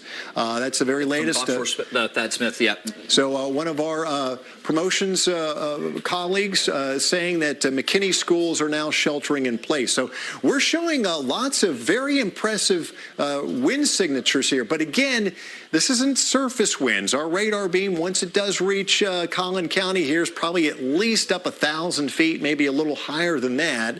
But certainly some of that momentum can reach down to the surface and create some very strong gusty winds. So we believe the big threat for high winds now has moved just east of McKinney. It's into Princeton, the Farmersville area, down about as far south as Wiley, and over towards Nevada, maybe into Roy City. If we are seeing damaging wind gusts in Collin County, it's going to be eastern Collin County that's going to see these over the course of the next 5 to 10 to 15 minutes. Evan, are we seeing any signs of the circulation at all here? It's canceled. Tornado warning's canceled. Okay, so they've canceled that. That's good news. The rotation has weakened enough to lead the National Weather Service to cancel that tornado warning. It doesn't come off our computer instantaneous, but we can tell you that that has been canceled, although those areas are still under the threat for very high winds. Some hail embedded here, those purple colors just northwest of Hutchins, just southeast of the Oak Cliff area. We're likely seeing pocket change hail here, pennies, dimes, nickels in the gray colors. That's once it gets up to 1 inch in diameter, that's the size of a quarter. So it's probably a little bit less than the size of a quarter here, embedded within this very, very heavy rain. High wind as well, more than likely occurring with these storms. That's why you're under a severe thunderstorm warning until 10 o'clock this morning. Evan? Yeah, it still has that shape that you don't love to see, especially when you do get a little bit of hail out of this. This does have a bit of a supercell shape, so we always have to watch that to see if we get a spin up. We have had so many of these today, Dan. We probably had, I wouldn't say half a dozen, but we've certainly had 5 that looked and smelled like tornadoes based on damage, based on pictures, based on radar. So there's been several today. I mean, this has not been a quiet morning at all. Decatur, Sansom Park area, Grapevine appear to be the 3 at the top of our list right now that have suffered some pretty significant damage, and we think that that more than likely was caused by tornadoes. Obviously, that will be determined by the National Weather Service tomorrow and the following day as they send out survey crews, but based on the video that we've seen, the damage that's come in, the radar signatures, strong evidence to suggest that we may have had. In fact, speaking of that, we've got a live report now from Decatur in Wise County. TJ, go ahead. Yeah, good morning, guys. So devastating pictures that we have here. We're here on Farm Market 730, just to give you a perspective of where we're at. And right behind me is where you just see the devastation right there. So you can see this house right here. Roof is, you can see that it is severely damaged. I was told that about, I'd say 6 people were in this house when the storm hit, and you can see just debris pretty much everywhere in front of the house. And I got to tell you, I have to be careful from where I'm walking around this area, just because there are power lines also that are down as well. So you have to be careful, especially as where you have to walk. We do have traffic that is behind us, and they're slowly, making their way through. But this area is just a sad story here. And I'm going to have my photographer kind of zoom into the back of the house, kind of like in the corner. You can see the house. We were told that a friend, boss lives in that house, and you can just see the roof just gone there, and the debris and damages everywhere. You can see the fence as well, damaged as well, even across the street from us. I don't know if we can have Noonie, if you can turn around, but you can see this house too. Maybe the cars may be in the way, but you can see just all the debris and the trees in this house as well. So we just got here about 15 minutes ago. We're still learning more information, and we do see some of the family members out here. So we're going to plan to talk to them and hear, how they were able to evacuate or how they were able to remain safe. Obviously, you can see the damage is terrible, but from what I've seen, they're kind of just looking around now and just seeing the damage here. I did see some of them kind of embracing each other because, of course, this is a scary moment here. But again, this is on Farm Market 730 here in Decatur. We just got here in the last 15 minutes. Debris all over me, so you have to be careful as far as where you walk. There's debris, there's tree branches everywhere, down power lines as well. So we're going to have more on the damage here in this neighborhood and seeing how they're all coping with this in just a bit. And we'll have updates on fox4news.com and also on our social media pages as well. So I'm going to swing it back to you guys. I've got some new information from our National Weather Service chat session just to bring you up to speed on the very latest, and it continues to stream in here. National Weather Service is monitoring a new circulation in northeastern Collin County between Melissa and Blue Ridge. They may need a quick tornado warning, but otherwise it may produce enhanced, stronger winds in the Blue Ridge, Westminster, and potentially up to the Trenton and Leonard area. So that's the area that Evan has highlighted there. Notice the green and the red. So we're picking up a counterclockwise circulation still. Now, that's the same exact storm that just went right over Grapevine. It weakens, it strengthens, it weakens. Yeah, this is the storm that's had a history of producing tornado damage, we believe, around Sansom Park and Grapevine, and that's certainly close enough. It's getting better organized here with time. And so if you live in the Anna, Melissa area, Blue Ridge up there in northeastern Collin County, we want you to be in your tornado-safe shelter. We could potentially be looking at a storm that once again is trying to pulse up, cycle up, and produce a tornado. And it is going to be embedded within very heavy rain. So it's highly likely that if we do see one develop, you're not going to see it coming as it moves northeastward and heads up Trenton and Leonard northeast from this storm as well. You're in the path of this potential circulation here. So the Weather Service right now, they're monitoring this area. They're considering a tornado warning. Right now, it's a severe thunderstorm warning that's in effect. So they'll continue to monitor here. Had a report, a measured wind gust of 62 miles an hour. That was at 9:32 this morning at Redbird Airport, Dallas Executive Airport there. Let's see. They're saying those strong velocities in southern Dallas County are false, Evan, and we kind of thought that they were a little bit misleading there. They're a little too high. They're a little hot, we'll say. So that's good news. It's still a good storm, but it's just not as big. Also there is a video clip that was sent into the National Weather Service in Grapevine. That video shows a tornado crossing Highway 114 near the hospital, west-northwest of Grapevine. That was at 8:43 this morning. So this is something that we've been talking about for the better part of the last hour now. That video also seems to confirm that, as Chip was saying as well, that the tornado literally crossed over Highway 14 right there at Baylor Grapevine. That was at 8:43 this morning, so just a little bit over an hour ago. And this is the same storm that we continue to track up into Collin County.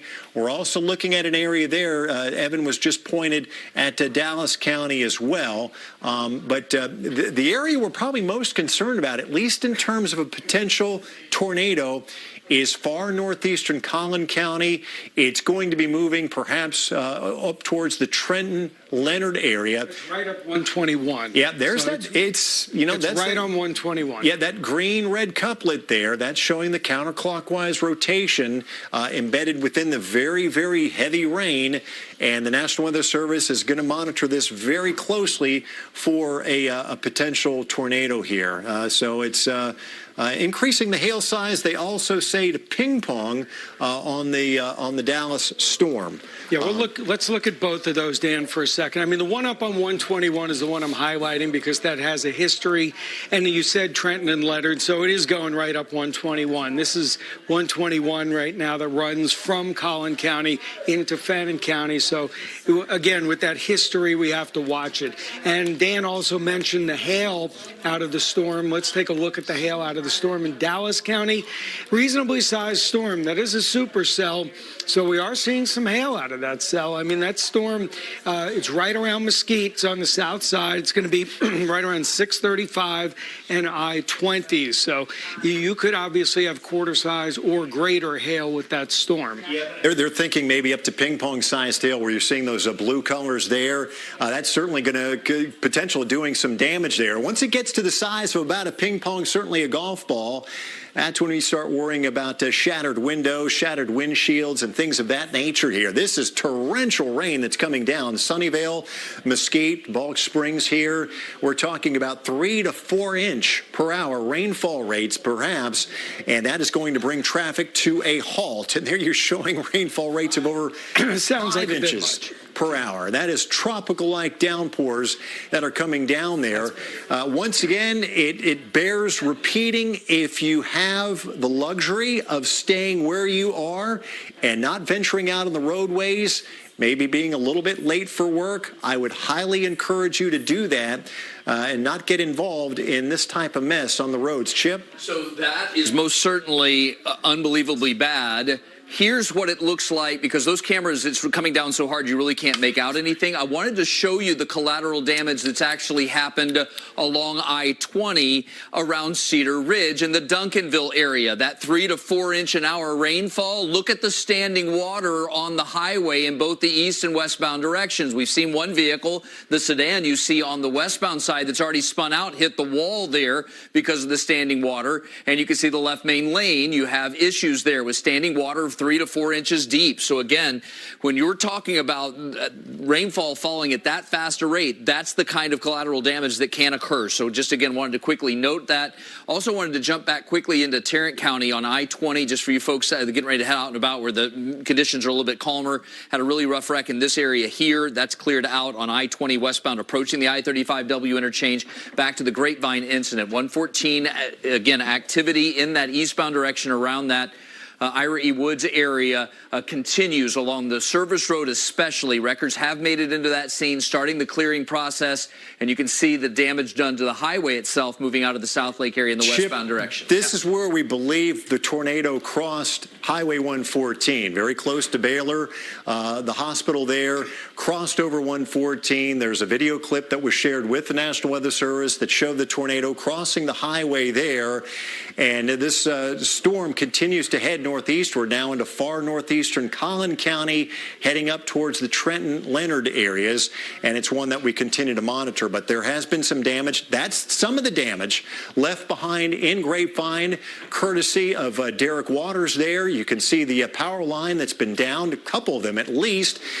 In the power lines themselves, it looks like we've got some debris, maybe some sheet metal wrapped around the wires, various debris that's kind of hard to make out there in the distance. And we've got another picture from Grapevine as well. That's a tractor trailer that has jackknifed, and some other various debris there that is a little hard to make out. But parts of Grapevine are a mess right now, to say the least, and authorities are urging people to avoid these areas due to downed power lines and debris on the road. Those storms have now cleared east of northeastern Tarrant County, and kind of the core of these storms is moving into far eastern Dallas County right now. That's where we've got some of the heaviest rain that is currently falling.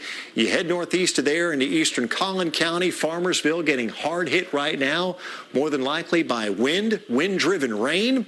And as you go farther northeast from there, that's where we continue to monitor a potential developing tornado. We are still showing a circulation evident within the radar here. There it is. There's our counterclockwise circulation. It's a bit broadened, meaning that we're not seeing it, the red and green touching together, close together. It's a couplet, but it is giving us enough concern here that certainly there is circulation embedded within this storm. And if it gets a little better organized, we could see a tornado develop here as it moves northeastward from the Blue Ridge area on up towards Trenton and Leonard. We want you folks in these areas to be on high alert here. Take this just as seriously as you would a tornado and be in your tornado safe shelter.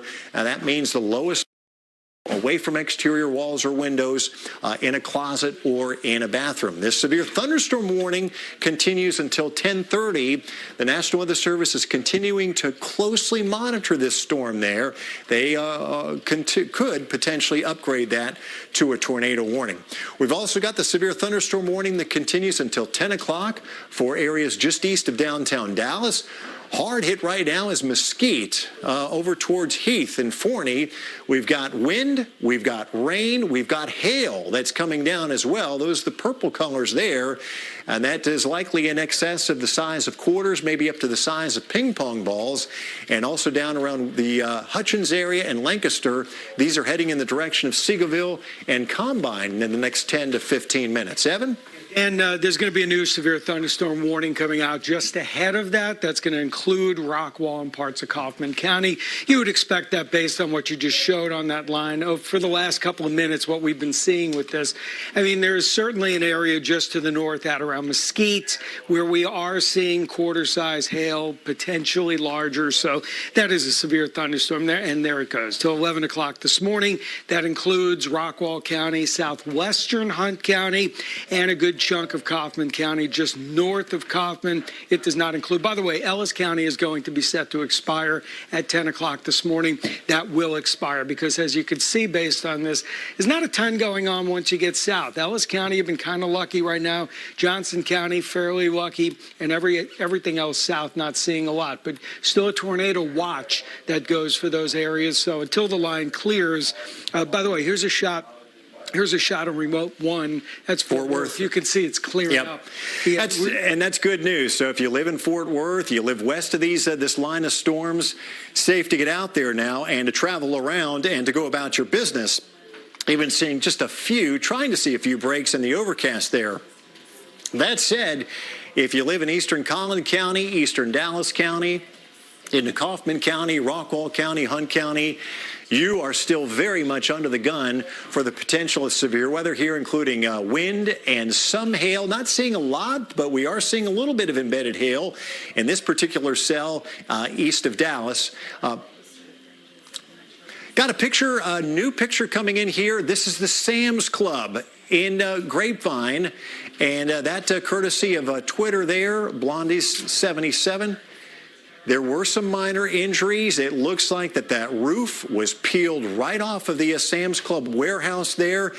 This is very close to the hospital. The hospital is literally just on the other side of 114 from Sam's Club. So Baylor, Grapevine, this area very hard hit, that portion of Grapevine, by what we believe was a tornado that came through there probably about 45 minutes to an hour ago. That area, folks, is a mess right now.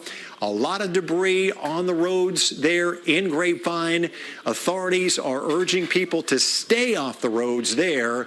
There could still be some live wires on the ground, and you certainly don't want to get into a situation where you come into contact with any of those live wires. But here's our line of strong to severe now from Bonham and Leonard through Royce City into far eastern Dallas County.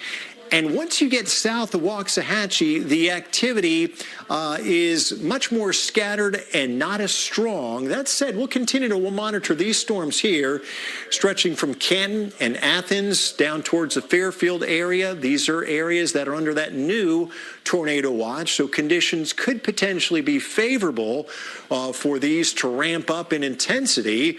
For right now, they are behaving, and the main storms that we continue to watch here are in eastern portions of the Metroplex, heading eastward into Kaufman County and Hunt County. We've got the severe thunderstorm warning here for Dallas County until 10 a.m. We believe that we've had the most significant damage so far this morning in Decatur and Wise County, where we believe there was a tornado, Grapevine, Sansom Park. We'll probably re-cue that video at one point as well, where we could see the tornado from NASJRB earlier this morning when it came through there. This was before sunrise. That was out in Decatur and Wise County. Look at the lightning illuminating what we believe was a tornado on the ground at that point in time. We've got crews on the ground there. They've shown you some of the damage. It is pretty significant in parts of Decatur and Wise County. Here's another video clip. This is around, this is the same storm as it came eastward, and look off there in the distance. I'll let you listen to that. That's the outdoor warning sirens that were being sounded at the time. Tiffany White shared this video. She was at the Joint Reserve Base looking off there in the distance where we believe we had a tornado come through the Sansom Park area. We haven't seen, though, I don't believe, gentlemen, we've had any video or significant damage out of the Sansom Park area. It's almost like that, yeah. Almost like it touched down and lifted up quickly, and there is a possibility around the north end of that of the Joint Reserve Base that it didn't hit anything just because of the nature. Now, there's some garage. This is from.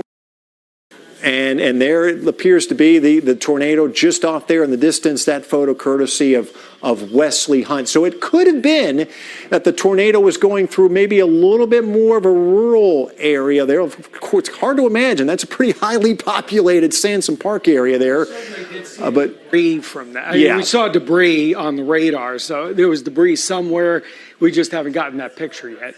Yep. And there's our storm that we continue to monitor here. Notice the counterclockwise rotation now has moved just northeast of Collin County. Now we're getting into southwestern Fannin County, just southwest of the communities of Trenton and Leonard. So if there is a tornado that develops, this is the area that we're going to continue to monitor here very closely as this storm continues to move to the east-northeast. Notice as we bring up the more traditional reflectivity that you're accustomed to seeing here, it's just all heavy rain. So that circulation is embedded within torrential rain.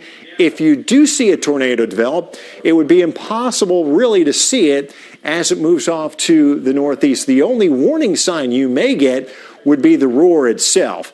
Not a confirmed tornado. We're just pointing out that this is something that we continue to monitor here.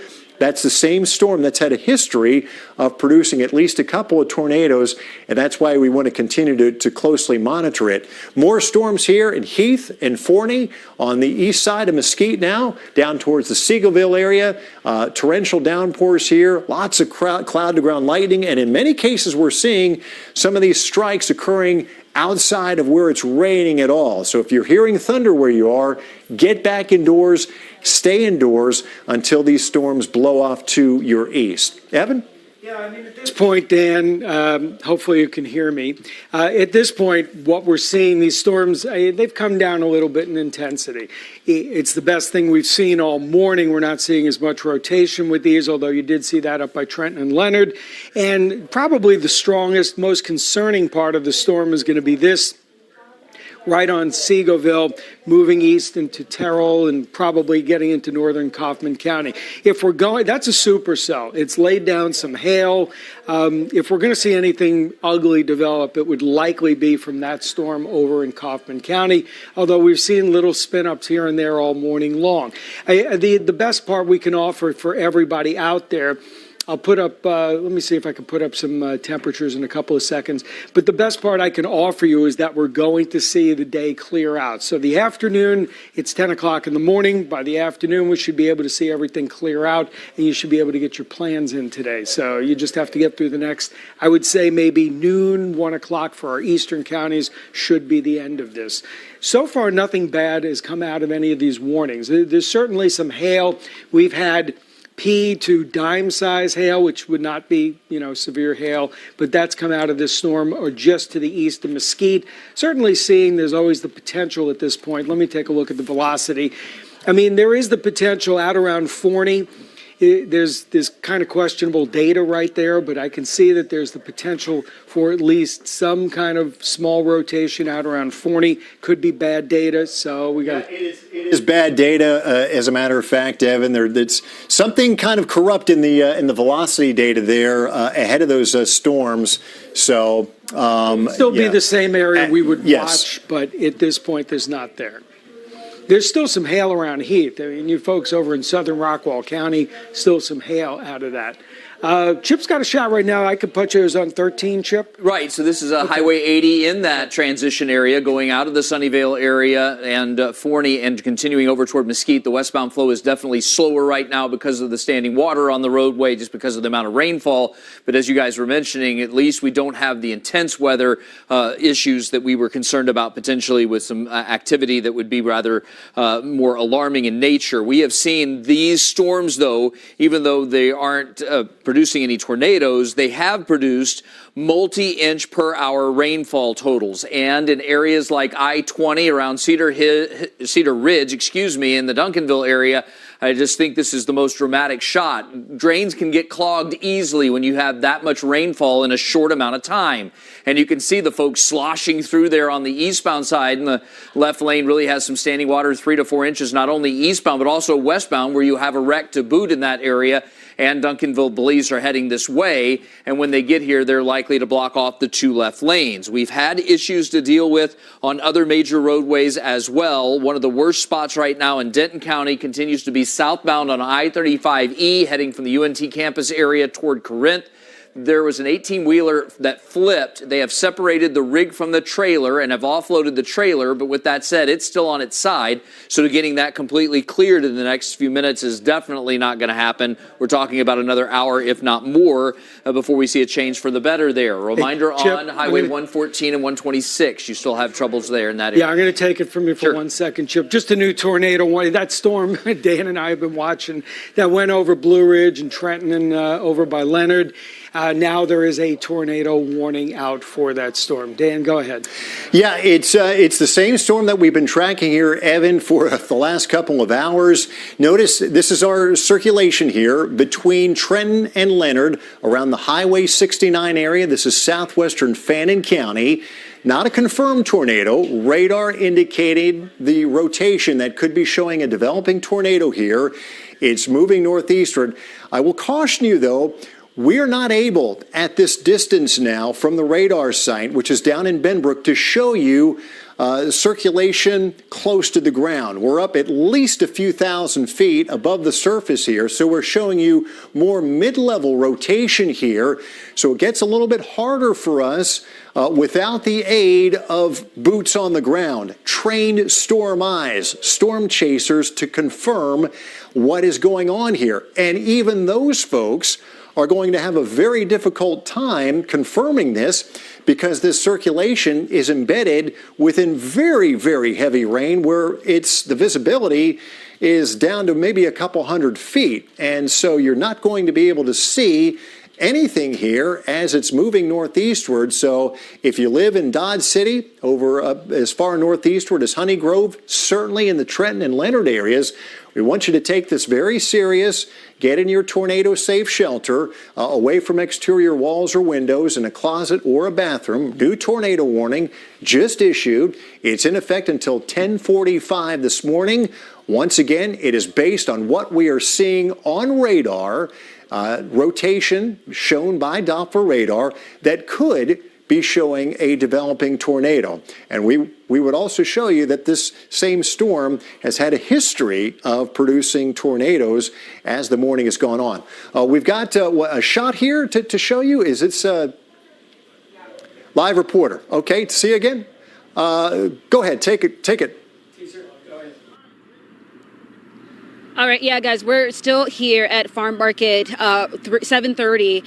We got here about 30 minutes ago, more than 30 minutes ago, and just to look at the family's faces, the look is just devastation, and I'm going to show you why right behind me. So this is their house. We did learn that 6 people were in this house hunkering down as the storm came. So if you look at the roof, you can see lots of damage on the roof. You can see lots of debris even in front of the house, all around the house. We have to actually be careful with where we walk because there are down power lines, and it's a a safety precaution, so that's how serious it is. But I want to tell you about the family that was in this house when the storm came through. One mother told me that she had to run into the bathroom, hunker down. Her children were in the bedroom. She heard her mother screaming. It was chaotic. They've been here for 7 years and they have never experienced anything like this. And I want you to take a moment to listen to this mother speak about the moments when the storm came and she realized that there was going to be damage, severe damage to her house. I was about to take a shower and I just heard like a big old gush of wind and like really, really heavy rain. And then like all of a sudden it was just kind of quiet for a minute. And then all that wind picked up and I just grabbed a hold of like the bar that's in the restroom. And because it shook the house, it was shaking the house really, really bad. And then I heard my mom screaming because she had my kids in the house. So she, as you can imagine, was terrified, afraid of what could happen. They're all okay. They're all actually standing outside. Some of them, I've seen them embrace each other. Others have been, just talking about what they experienced. I did see a couple of them, have a little smile out there because they are thankful that this didn't become worse, that there are no deaths or serious injuries here. They are waiting to hear more about the damage. They did tell me that they spoke to their insurance and they're going to help them find a place to stay. In the meantime, they had to contact their kids' schools to let them know what happened to their house, as you can see right in front of you. And also, some of them, one woman was actually at work and she got the call that her house was, that the house here was damaged. And we also spoke to a man who gave us video of just the storm that came through and the explosion from the power lines that's in front of me and right next to me that I got to watch where I'm at because you can't tell with the debris where it's at. But he mentioned the house behind. He's actually behind the house. His house is fine. Behind his house is his boss's house, and that roof is just completely destroyed. It looks way worse than this, and so you can imagine it's just nothing but devastation here in this area. And again, they said they've been here for 7 years. They have never seen anything like this. So right now they are talking with other community members or speaking with, their children's schools and their other neighbors as well who have been missed by this storm. And they're saying that right now they're alerting that a lot of people are right now just trying to find ways to come together to help this family and other people impacted by this storm. So we're going to stick by in this area and talk to more families in here who else was impacted by the storm that came through. And then we'll have more reports later in the show and later tonight on Fox 4 News. Back to you guys. Tasia, thank you so much for that report. Feel really badly for those folks there in Wise County that got a very rude wake-up call. Fortunately, it appears like those folks are okay, and that's the most important thing. Want to go ahead and concentrate on what appears to be right now the most dangerous storm we're tracking here. That's the one up in Fannin County that has prompted the tornado warning. This tornado warning goes until 10:45 this morning. We don't believe we have a confirmed tornado here. It is radar indicated rotation. Notice our couplet here, our red and green couplet indicating the counterclockwise rotation. Evan has really zoomed into it. That's South Boat Arc Street there. That is Farm to Market 271 up to the northeast. So pretty rural area. It is moving now on the northeast side of Trenton and Leonard. So it's going to be heading up in the direction of Dodge City here in the next 15 to 20 minutes. So heads up in that direction. You folks in Bonham and Honey Grove are also under the tornado warning until 10:45. Keep in mind, it could be nearly impossible for us to tell you if a tornado does develop here because it's embedded within very, very heavy rain. And it will likely, if it does become a tornado, become a rain-wrapped tornado heading northeastward here. So Fannin County, you're under that tornado warning until 10:45 this morning. As we go farther southeastward, we've got a severe thunderstorm warning that's in effect for eastern Collin County, including Farmersville and Nevada, on eastward towards Wolf City. We think there's a lot of wind that is blowing eastward here with this rain. Now, while you're seeing 81-mile-an-hour winds here, keep in mind these are not surface winds. Our radar beam is up a few thousand feet above the ground level, so these are winds well above the surface, but a lot of that momentum can make its way down to the surface in terms of gusty winds. And so certainly we see the potential at least of 60 mile an hour or greater straight line winds once they do reach the surface. We head farther southbound here, and let's bring the regular reflectivity back up. We are watching an area down here as well. This is a storm that we're going to continue to keep a close eye on here. From Forney, now just northeast of the Seagoville area here. Crandall, you're sitting just south of there. This is one we're going to continue to watch as it moves east-northeastward here for any potential developing circulation. Right now, it's just a severe thunderstorm warning with not only wind, but hail as well. That's our hail core showing up here on the northeast side of Forney, where we likely have quarter size or larger hail, and that is going to be moving up into southern Rockwall County here, so that could do some damage as well. The hail and wind threat both evident with this particular part of the line of storms here. We can expand the view if you're just joining us right now. If you live farther west into Fort Worth, Denton, you're in the clear now. You're west of this line of storms. The main threat is going to be right along the line of storms here and points eastward. We're also going to continue to keep a close eye on these storms in Van Zandt County, heading down through Athens. These are sub-severe, but they are in an area that's under a tornado watch, and these certainly have the potential of developing as they move east-northeastward, but so far they are behaving. They're not strengthening over the last 15 to 20 to 30 minutes. Evan, anything new from the chat session or as your eye looks at these signatures? I've been, we scan up and down. I mean, this is the kind of situation where obviously every time you take a look 5 minutes later, you can end up with something that just changes its look. And we've had that several times today where all of a sudden these storms end up gaining strength, starting to rotate. What I'm going to do right now is I'm going to put up behind us, I'm going to put up a visible satellite image just so we can see at this point where the latest clearing trend is, where there could be possibly, I would expect, I do want to let people know that back to the west of this is your visible satellite image on top of this. So skies are already starting to clear back to the west. The afternoon will be a lot calmer than the morning. The second part of the day, once we get past noon, should be in good shape for most people. I say that, but obviously we still have to get through cleaning up damage. We're going to have to get through this line that's pushing east.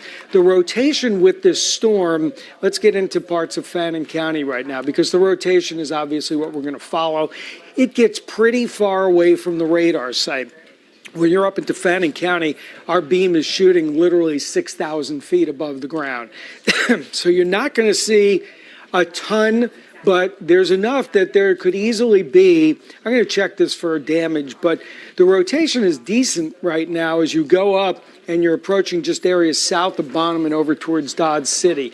One of the things we would look at, we could see high up in this if there was any kind of damage with this. I'm going to take a look in the last couple of minutes, so just bear with me. Now, as you look over Leonard, right now it's tough to see, but there is the possibility that this does have at least a little bit of a damage signature with this as this goes just north of Leonard. And that's exactly where the rotation went. So that's one of the things that we look at on radar, like at 4 in the morning when it was dark, when I had a couple of storms. We had a storm that produced a tornado in Eastland County and Erath County in the middle of a forest. But you could see the damage based on this. And in this case, we are seeing at least the possibility for a little bit of that up there in Fannin County, Dan. Yeah, that debris tracker comes in very, very handy as well, because those red colors are indicating rain. Where you start to see the blue and yellows, that is storm debris, and that can be things like shingles or nails or sheet metal or tree branches, things that cause a distinctly different radar echo than the rain or hail does. And that's one of the big advantages to Doppler radar is we can show that storm debris, and that's something that can potentially confirm a damaging tornado. This is new photos from Grapevine. Look at the sheet metal there that's wrapped in the actual wires themselves, those power lines. There's sheet metal down on the ground.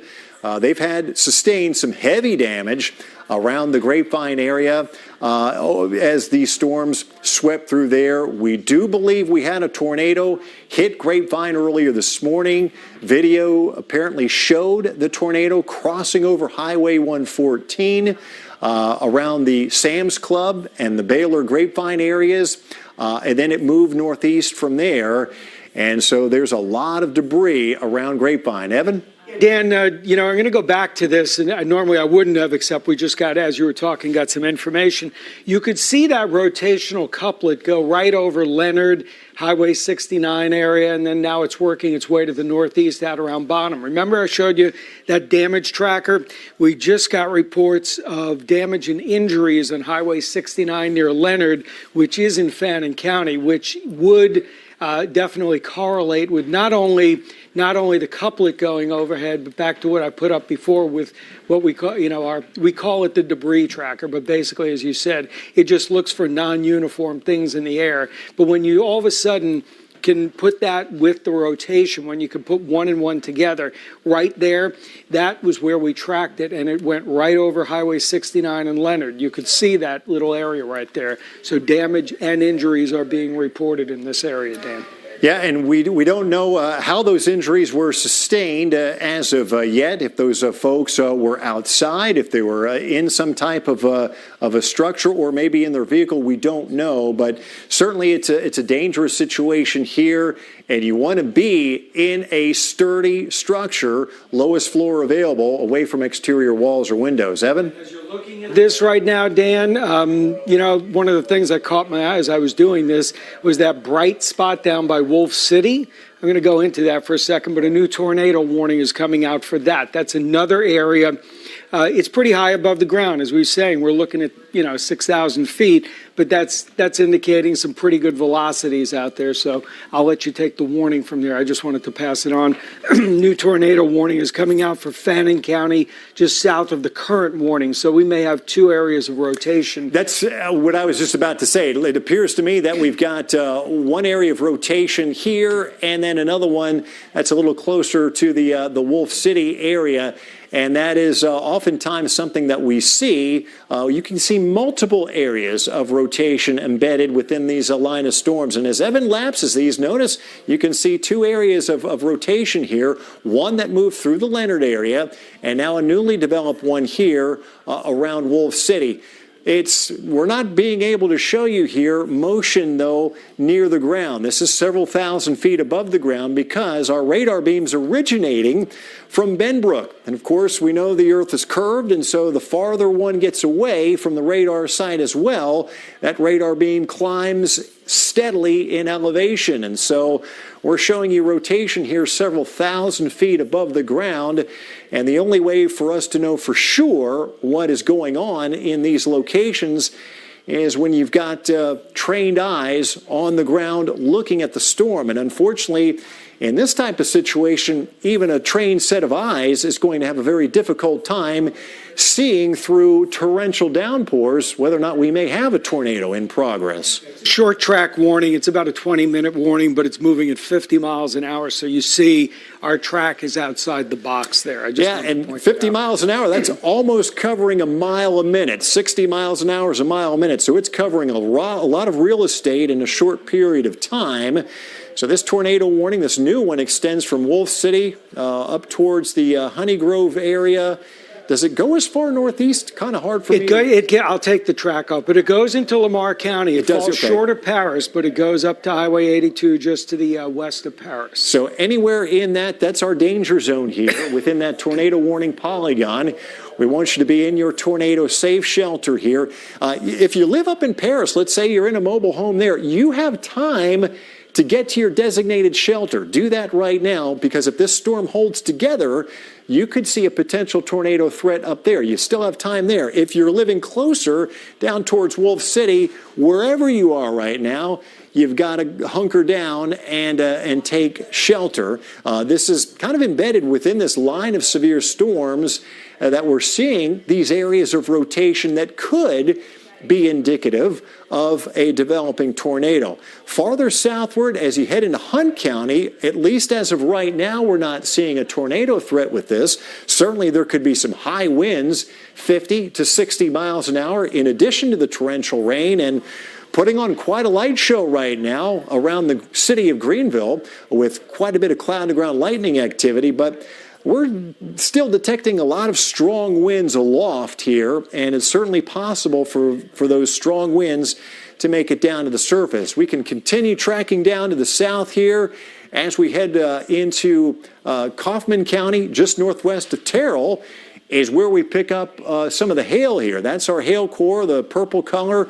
More than likely, we're seeing quarters, maybe up to the size of ping pong balls with the darker blue here.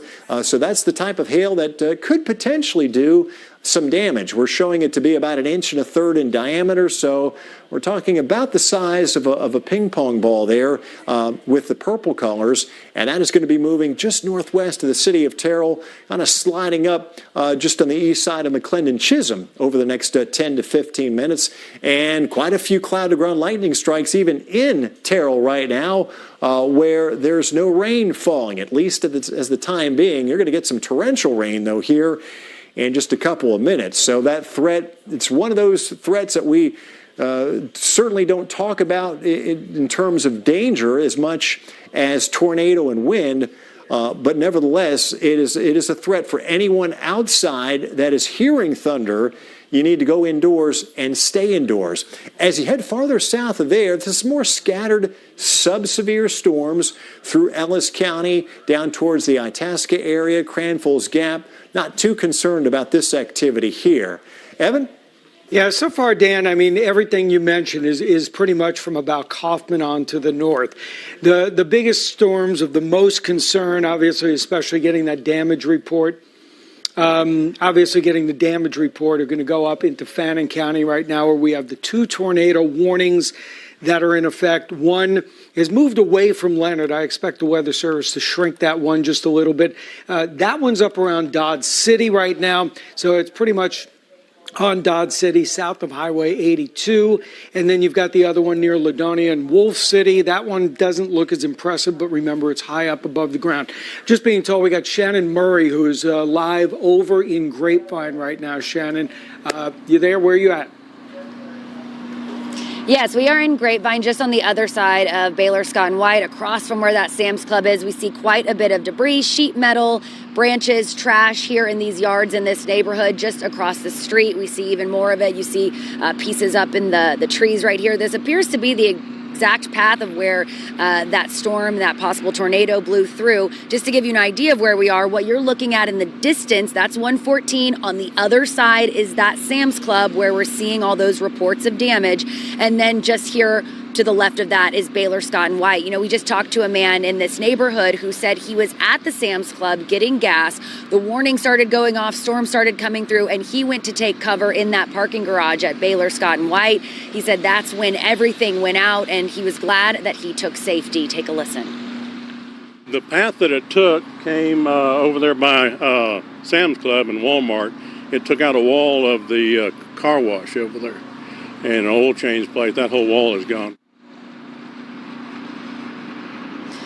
Well, and to give you even more perspective, what he's talking about, that car wash right here in the distance. So this appears to be this path. It went from the Sam's Club, across 114, there's the car wash, and then across through here right into this neighborhood. Most of the homes on the other side of us beyond here appear to be okay. We have talked to a couple people here who seem to be doing well, just trying to pick up and figure out what exactly happened here, but we haven't heard of any injuries here in this neighborhood. They all seem to be okay, but we should let you all know if you're out driving. I'm sure Chip is keeping an eye on this, but all of the frontage roads in this area were shut down when we pulled up. We were trying to get to that Sam's Club to see the damage there, and we couldn't get anywhere. Everything was closed. Police blocked off all of those intersections there, and we ended up taking this back road and ended up here in this neighborhood where, again, we are seeing all of this debris here, and there will be quite a bit of cleanup for these neighbors throughout the day.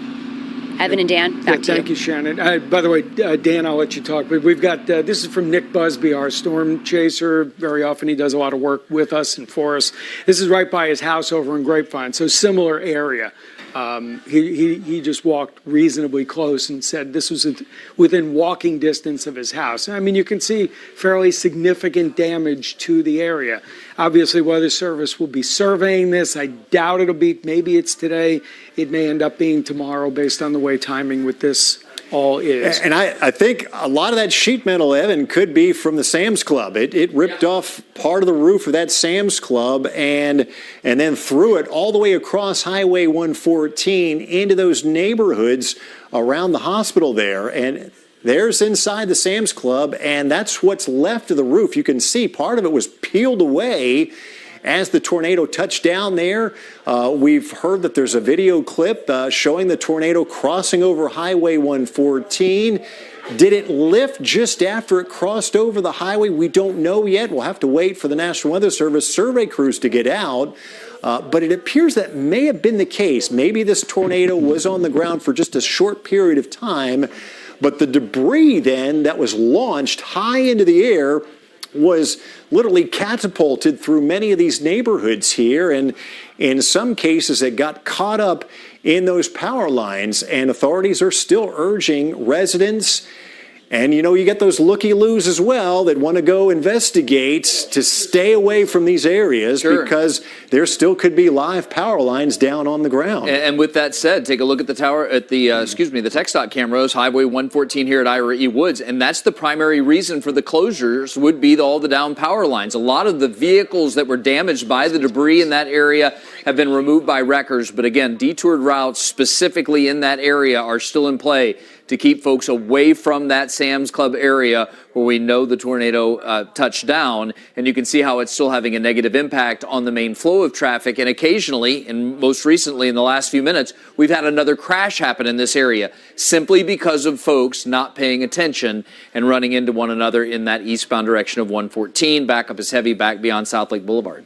Yeah, a little mishmash there, but go ahead, take it, Dan. New severe thunderstorm warning till 11:30 this morning. Yeah, we've got a lot of warning polygons on the map here. Most of them are yellow, indicating severe thunderstorm warnings. The newest one now has been extended east. It includes Paris and all points south in Lamar County. It includes all of Delta County, including the city of Cooper. It includes Sulphur Springs, Cumbie, down through Seymour and Emery in Rains County and the Lake Tawakoni area. This warning in effect for high winds, which could be in excess of 60 miles an hour as this line of severe thunderstorms continues to move off to the east-northeast. A lot of cloud-to-ground lightning as well. We still have that tornado warning is in effect. We don't believe we've got a confirmed tornado right now, but there was some damage reported at some point in time back. We believe that this storm has maybe been setting down these brief tornado spin-ups, and that is certainly still a concern as it heads northeastward from Dodge City down towards the Pecan Gap area on up towards Honey Grove. That's an area that we're going to continue to monitor here very closely. We could see another tornado touchdown here. These areas under a tornado warning until 10:45 this morning. So for at least another 15 minutes, you need to be taking shelter there. And once again, if it does develop, it likely will become wrapped in rain, and you won't see it approaching as it moves from southwest to northeast here. This is intense activity here heading down into Hunt County. Torrential rain. Rainfall coming down heavy enough that it's going to slow any traffic on the roadways down to a crawl from Greenville up through Neelanville and the Commerce area here. We're showing a rain rate of 3.5 inches per hour, and that is coming down in sheets there, accompanied the storm. Got a little hail mixed in here with these storms just north of Terrell in northern Kaufman County, likely seeing pocket change hail, maybe up to the size of ping pong balls, where we're seeing some of the brighter purple colors there on radar. That's our hail monitor here, our hail scope, and it's showing hail to about 1.2 inches in diameter. So 1 inch is the size of a quarter. You get above that, and it gets a little bit more towards the size of ping pong balls. This line also is moving off to the east-northeast, so heads up if you live out here towards Lake Tawakoni, Wills Point, Oak Ridge, Kaufman, you're in line for these storms as they move eastbound. Farther south from here, the activity is sub-severe. It's scattered showers and thunderstorms that are impacting Henderson County and Van Zandt County, and at the present time, we're not concerned about damaging wind gusts or the threat of any tornadoes. That said, these areas are under a tornado watch, and conditions still remain favorable for more tornadoes to develop as the morning heads and we progress into the early afternoon hours. Evan? Yeah, that's the new outlook that just came out for today. And of course, obviously, it doesn't include much of the Metroplex because it's already gone. But you notice from Tyler over to Shreveport, I mean, they are expecting that area to the southeast, the Storm Prediction Center, to fill in. And because of all the rotation we've seen, the storms could get nasty again. And what's interesting, you know, the colors, people are always like, oh, the colors, that's significant. We were only in level 2, slight, and we've had at least, the way I count it, 4, 5, I mean, there could be more, depending on how things play out. So we've had several tornadoes, so it doesn't necessarily matter sometimes the color you're in, it just matters what you get out of it. And you always have to be concerned when you're in a risk for severe weather. I mean, okay, this is interesting because we haven't seen a lot of the video this morning, but we have video from earlier this morning. This is the tornado near the Joint Reserve Base. That was over in Tarrant County. So this one came in pretty clear on radar. This was a very impressive radar couplet, meaning we saw about 100 to 110 mile per hour of wind shear with this, meaning it could have easily been EF1 or greater. Now, I didn't see a lot of reports. We haven't had a lot of ground reports from that, but that never matters sometimes. It never matters sometimes. Just has to go over the right place. Sometimes it goes over less populated areas.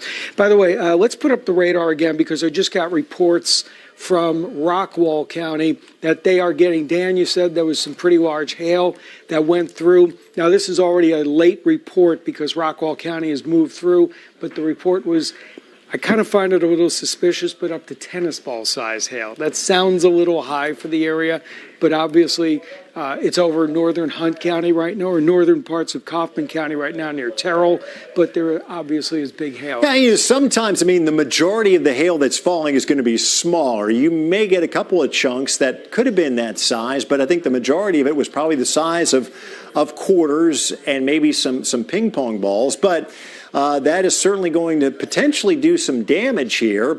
Northern Kaufman County, you can see the hail core there, northeast of Terrell, and that'll continue moving in the general direction, perhaps, of Lake Tawakoni. So some folks could be under the gun for some damaging hail as that storm continues to ride off to the northeast. Severe thunderstorm warnings in effect for this area until 11 a.m. Winds could be in excess of 60 miles an hour. We've got severe thunderstorm warnings in effect for the Greenville area, Commerce, Campbell, Lone Oak, Lake Tawakoni, on up towards Sulphur Springs, and the Cooper area in Delta County. Torrential rain here falling in northeastern Hunt County. A lot of cloud-to-ground lightning as well as these storms barrel off to the east-northeast. We still have our tornado warning in effect. That circulation is still evident on Doppler radar, but we are now at a distance from the radar site where this is several thousand feet above the ground, probably 7,000 to 8,000 feet above the ground. So any rotation we would be showing is not close to the surface, and that's when we really heavily rely on trained storm spotters to help us determine if there may be a developing tornado in this part of the storm. Right now, there's enough evidence on radar that the National Weather Service issued that tornado warning, and it will continue for about another 7 to 8 minutes here until 10:45 this morning. So we still want you to be in your tornado safe shelter up around the Honey Grove area here, southwest of Paris. And more than likely, the threat is on the east side of Dodge City here. So it's kind of the greater area surrounding Honey Grove Highway 82 corridor that we're most concerned about right now for a potential developing tornado. Although our radar is not going to be very helpful to us at this distance. No, and unfortunately, we can't really even see, because these are so rain-wrapped, as you've been talking about, you don't see your typical hooks. You don't see a lot of information at 8,000 feet above the ground. But we did have report, when there was damage in Leonard from this, so we know, and this is the same storm that went from Leonard up towards Dodge City right now. So that's one of the things that we're obviously looking at. It's a continuation of the same storm. It's right near Honey Grove. It's on Highway 82. It'll be lifting northeast. And of course, just a few weeks ago, we had those horrible tornadoes into parts of, the Lamar County area. So obviously, you folks a little shell shocked there from the last one. Please take shelter, but this does not look as significant or serious. We still have at least the reports of the possible tornado in that area. That's going to be for another 5 minutes. So let's hope that gets to expire. Chip. Evan, thank you. The drive right now in the Dallas and Duncanville area, southern part of Dallas County. I wanted to mention this as we go to remote 13. This is a look in the westbound direction where we've had a rough wreck happen. And there's limited access moving through that area with a vehicle into the wall. We've seen a lot of that happen on wet roadways here, and a lot of that had to deal with the multi-inch per hour rainfall that moved through this area, and then some of the drains got clogged. Now, the water levels have receded, not only here, but also around Cedar Ridge, where we've seen, again, remnants of a wreck finally getting cleared on that westbound side as well. But again, lots of damage done as a result of those incidents. Moving north of I-20 on Spur 408 up toward the Keys to Boulevard interchange. We've seen incidents like this all over the place on the roadways. And this is just an example as to what can happen on those wet surfaces and rough surfaces. You can see wreckers on the scene of this crash where two vehicles spun off and into the grassy median area between the northbound and southbound side. A reminder in Grapevine on 114, again around the Highway 26 interchange. Lots of side streets still closed in that area because of all the damage done to buildings and other debris issues along the roadway through there. I also want to mention this regarding the DFW airport area. Flights coming in are about 1.5 hours late in arriving right now and only getting worse. Departures are also 1 hour behind schedule. So if you're going to be picking up a loved one, this weather has definitely had a negative impact. There's a look at the airport right now, and we're basically playing catch up, will be for the rest of the day, as the air traffic controllers try to juggle all the incoming flights and the delays as a result of these storms that have passed through. Yeah, and that domino effect will likely impact other airports as well in other cities out of state. That's Doppler radar right now showing that line of intense storms that continues to head east and northeast of the Metroplex. The good news is that things are looking much better in Dallas and Tarrant County, much of Collin County, Denton County, but still under the gun here from Honey Grove down through Commerce, the Lake Tawakoni area in Terrell. An unconfirmed report come into our chat session. There may be an entrapment around the Blue Ridge area. They're trying to work to confirm that, but that is an area that was certainly hit by that line of storms as it moved through northeastern Collin County. Some of the most intense activity down around Lake Tawakoni, northeast of Terrell there, where we are seeing not only wind, but hail as well. And the hail is being indicated by the hail cores here, these purple colors. It could be up to the size of maybe some ping pong balls in there, and that's certainly large enough to do some damage. That is going to be heading northeastward towards West Tawakoni over the next 5 to 10 to 15 minutes. You're getting rain there right now, but again, there's our hail core sitting back there to the west and southwest. You drop much farther southward, and the activity is not nearly as strong down towards the city of Kaufman area here. Let's expand the view here real quickly just to kind of reset a little bit. Again, we've got the tornado watch that continues until the early afternoon for far eastern portions of the area. The good news is that things have really quieted down from Dallas and Fort Worth to the west. Our main severe weather threat continues to be kind of that northeastern quadrant of the area. Evan? Just want to jump in because it'll take a couple of minutes to drop off, but you folks over in Fannin and Lamar County, tornado warnings have expired. So there are no more tornado warnings anymore for parts of Fannin and Lamar County.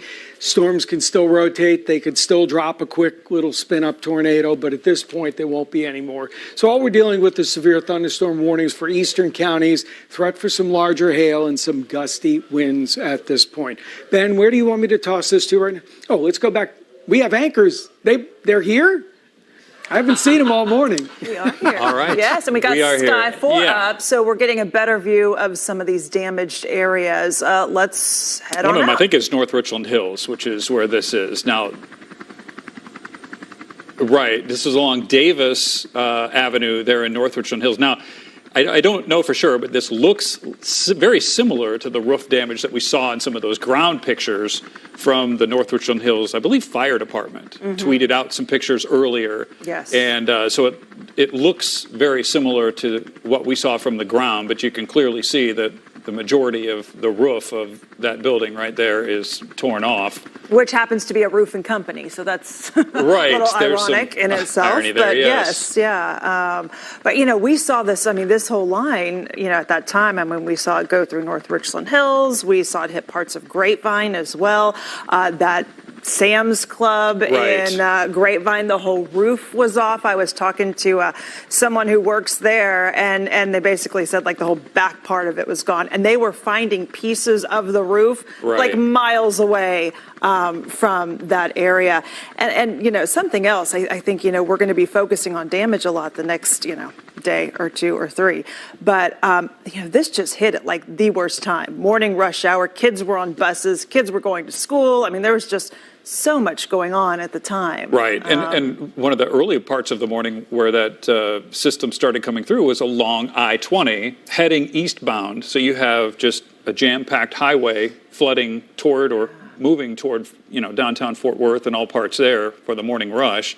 And it hit right on top of that. Now, this is North Richland Hills, so this is the Birdville ISD, but just, I believe, maybe northeast of there, just not too far away, is the Grapevine Colleyville ISD. They've been tweeting out this morning that several of their schools had been without power, and then just for a short time, Encore responded, and we're told that power has been restored to at least some of those schools. I'm not quite sure if it's Right. all of them, but one of the estimates that Encore gave originally was around 2 p.m. However, they also tweeted out that natural gas odor was smelled near Grapevine Middle School outside in the exterior of the athletic wing. So they evacuated that part of the building.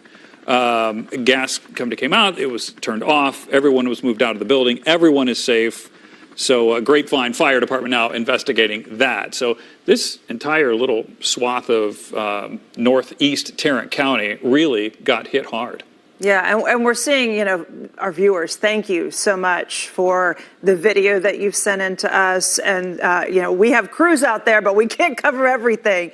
So thank you so much. When it was safe to do so, you went out, you shot some video for us, you sent in some photos as well. This is obviously just some, looks like some siding there, maybe roofing in Grapevine.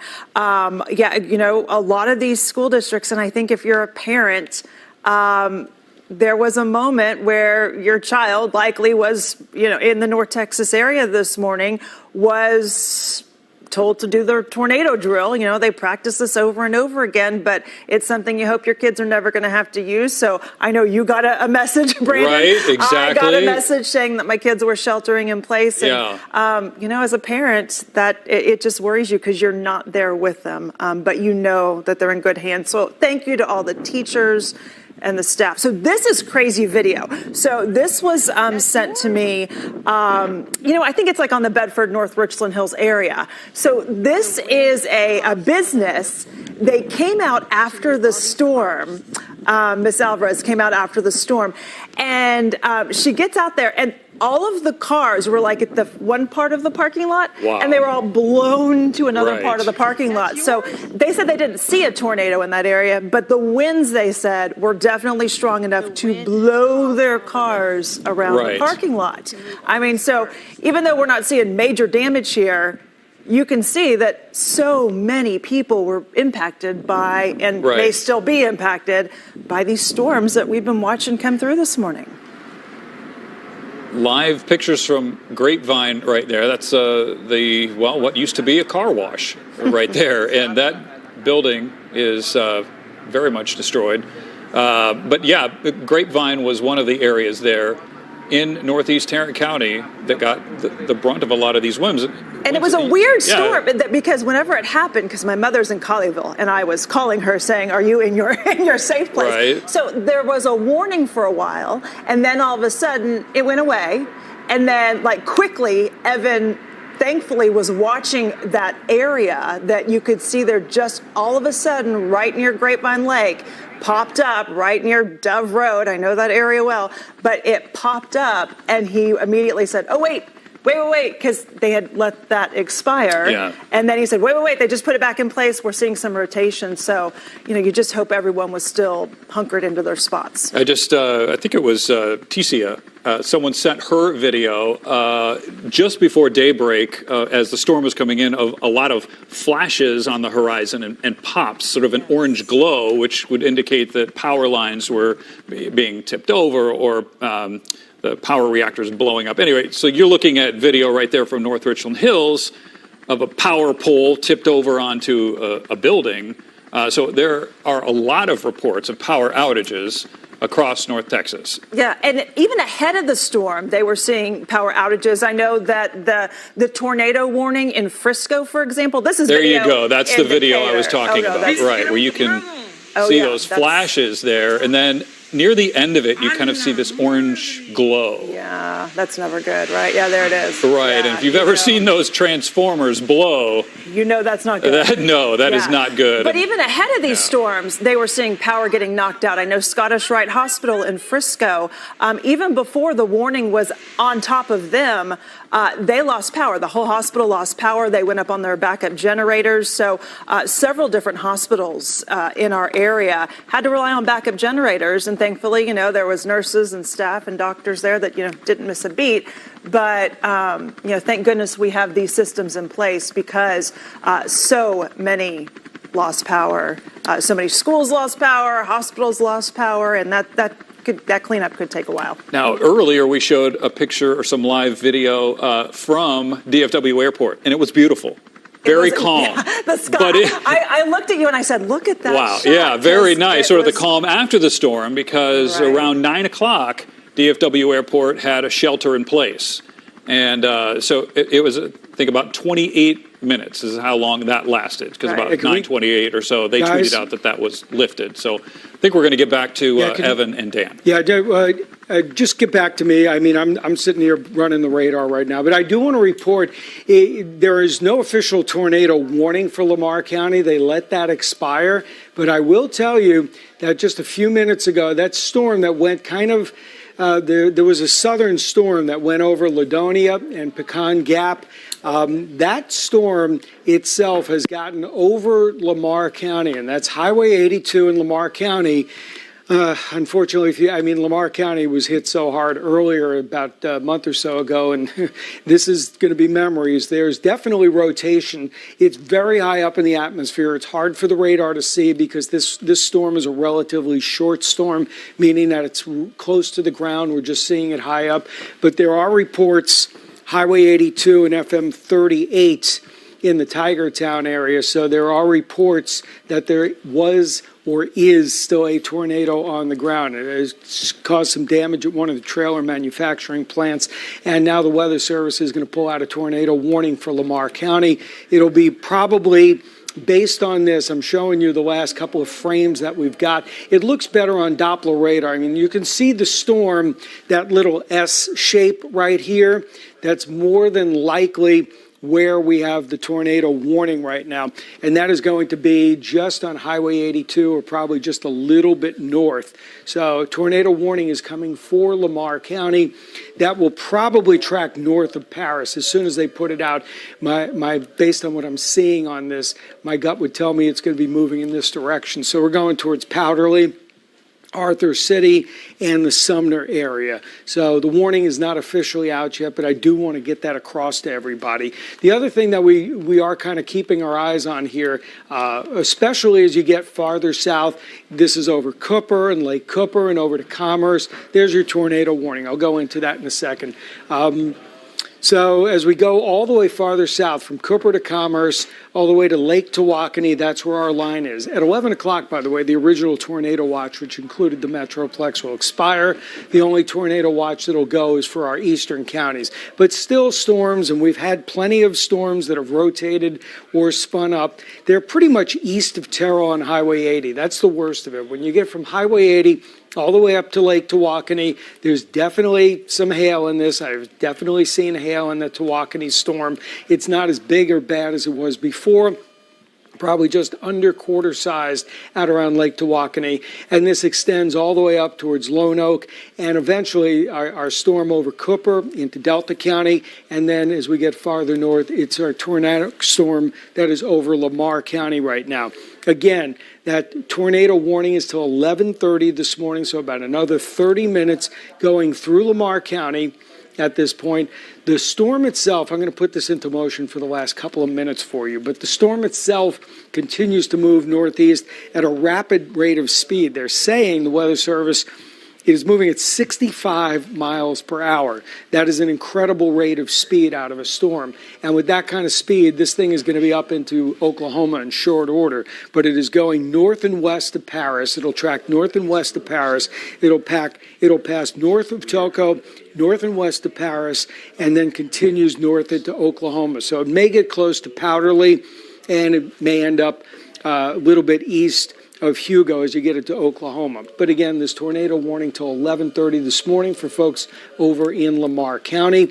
Again, this line extends all the way south, so we're not going to call the all safe until this line just continues to push its way off to the east. Mineola, Tyler, got a couple of storms there, and so far at this moment, all the way down from Waxahachie to Italy to Hillsborough, just scattered storms. There have been no big or bad storms in our southeastern counties, although as I throw up the tornado watch that is still in effect, this tornado watch, while it'll be removed from Ellis County onto the north and west, it will still go into our southern counties into the early afternoon hours until everything clears the area.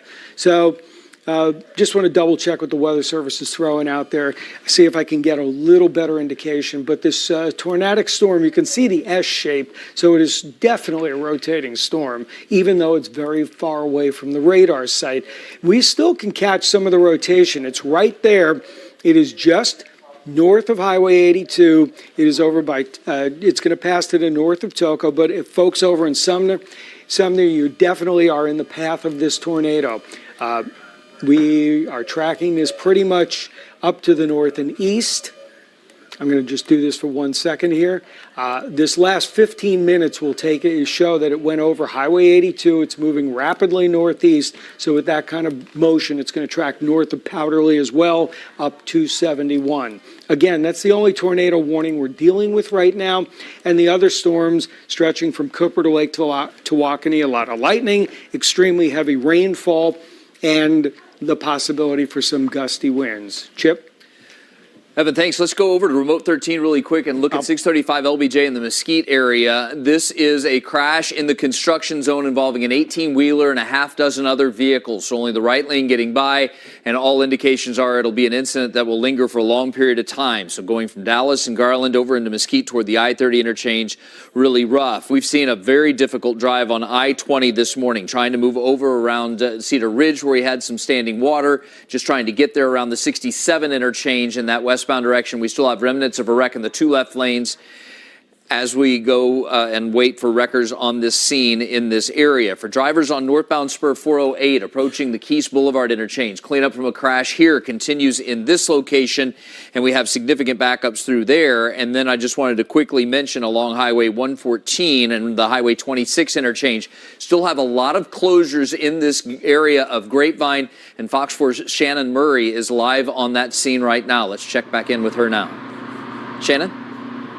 Yeah, Chip, we want to show you some of the damage here. This is just outside of Baylor, Scott and White here in Grapevine, just next to 114. This is a very large uprooted tree right here. There's 2 of them with huge pieces of sheet metal caught here in the branches. This is just on the other side of where that probable tornado touched down at Sam's Club. We have some other video that we can show you just to give you really the scope of all of the debris here in this area. A lot of signs turned over, sheet metal, branches everywhere. Police also have this entire area blocked off. All of the service roads near that Sam's Club were shut down. That was initially where we tried to go to get some video of the damage, and we couldn't get there because everything was closed off. Just a warning. I know Chip's been following that. You know, we talked to a man earlier today who said that he heard those sirens. He took cover in a parking garage, and he was so thankful he did because he didn't realize a tornado was coming through that area, and, you know, people really need to heed those warnings. So we know that this neighborhood just on the other side of us will be doing a lot of cleanup today. We had a lot of roof damage over there and a lot of debris like we're seeing here, sheet metal and trees in that area as well. But thankfully, people in that neighborhood telling us they're okay. They just have a busy day ahead with cleanup.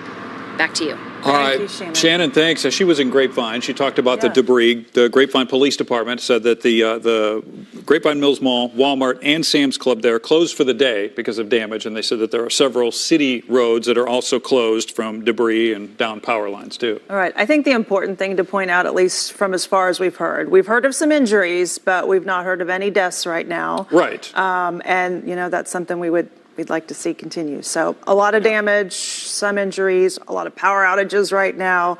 But it seems like we knew this storm was coming. We were warned yesterday that everything was just going to be just right for possible tornadoes. And most of the schools have been giving all clear across the board here. So we're going to get one more update. We're done here at just a little bit. We're going to have a full wrap up of the storms that moved through on Fox 4 News at 5. But we're going to get one last check from Evan. Yeah, we're going to do this right now. I just want to get the radar up here for you folks over in Lamar County. So the storm itself, with the rotation showing up just to the northwest of Paris. It's very close to Sumner right now. It is working its way. I'm going to take you back just a little bit so you can see the motion. It's moving northeast at about 65 miles per hour, according to the Weather Service. So this will be over the Red River and into Oklahoma within about 10 minutes right now.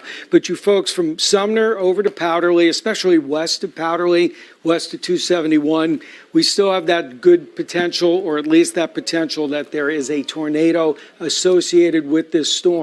I do want to show the folks all the way down with the storm, obviously in Lamar County, down to Delta County and Hopkins County, Cooper, approaching Sulphur Springs. So far, severe thunderstorm warnings, and we do not have any indications of anything worse. But we will break into programming if conditions change, and we will continue to monitor this all the way up through noon. Of course, we have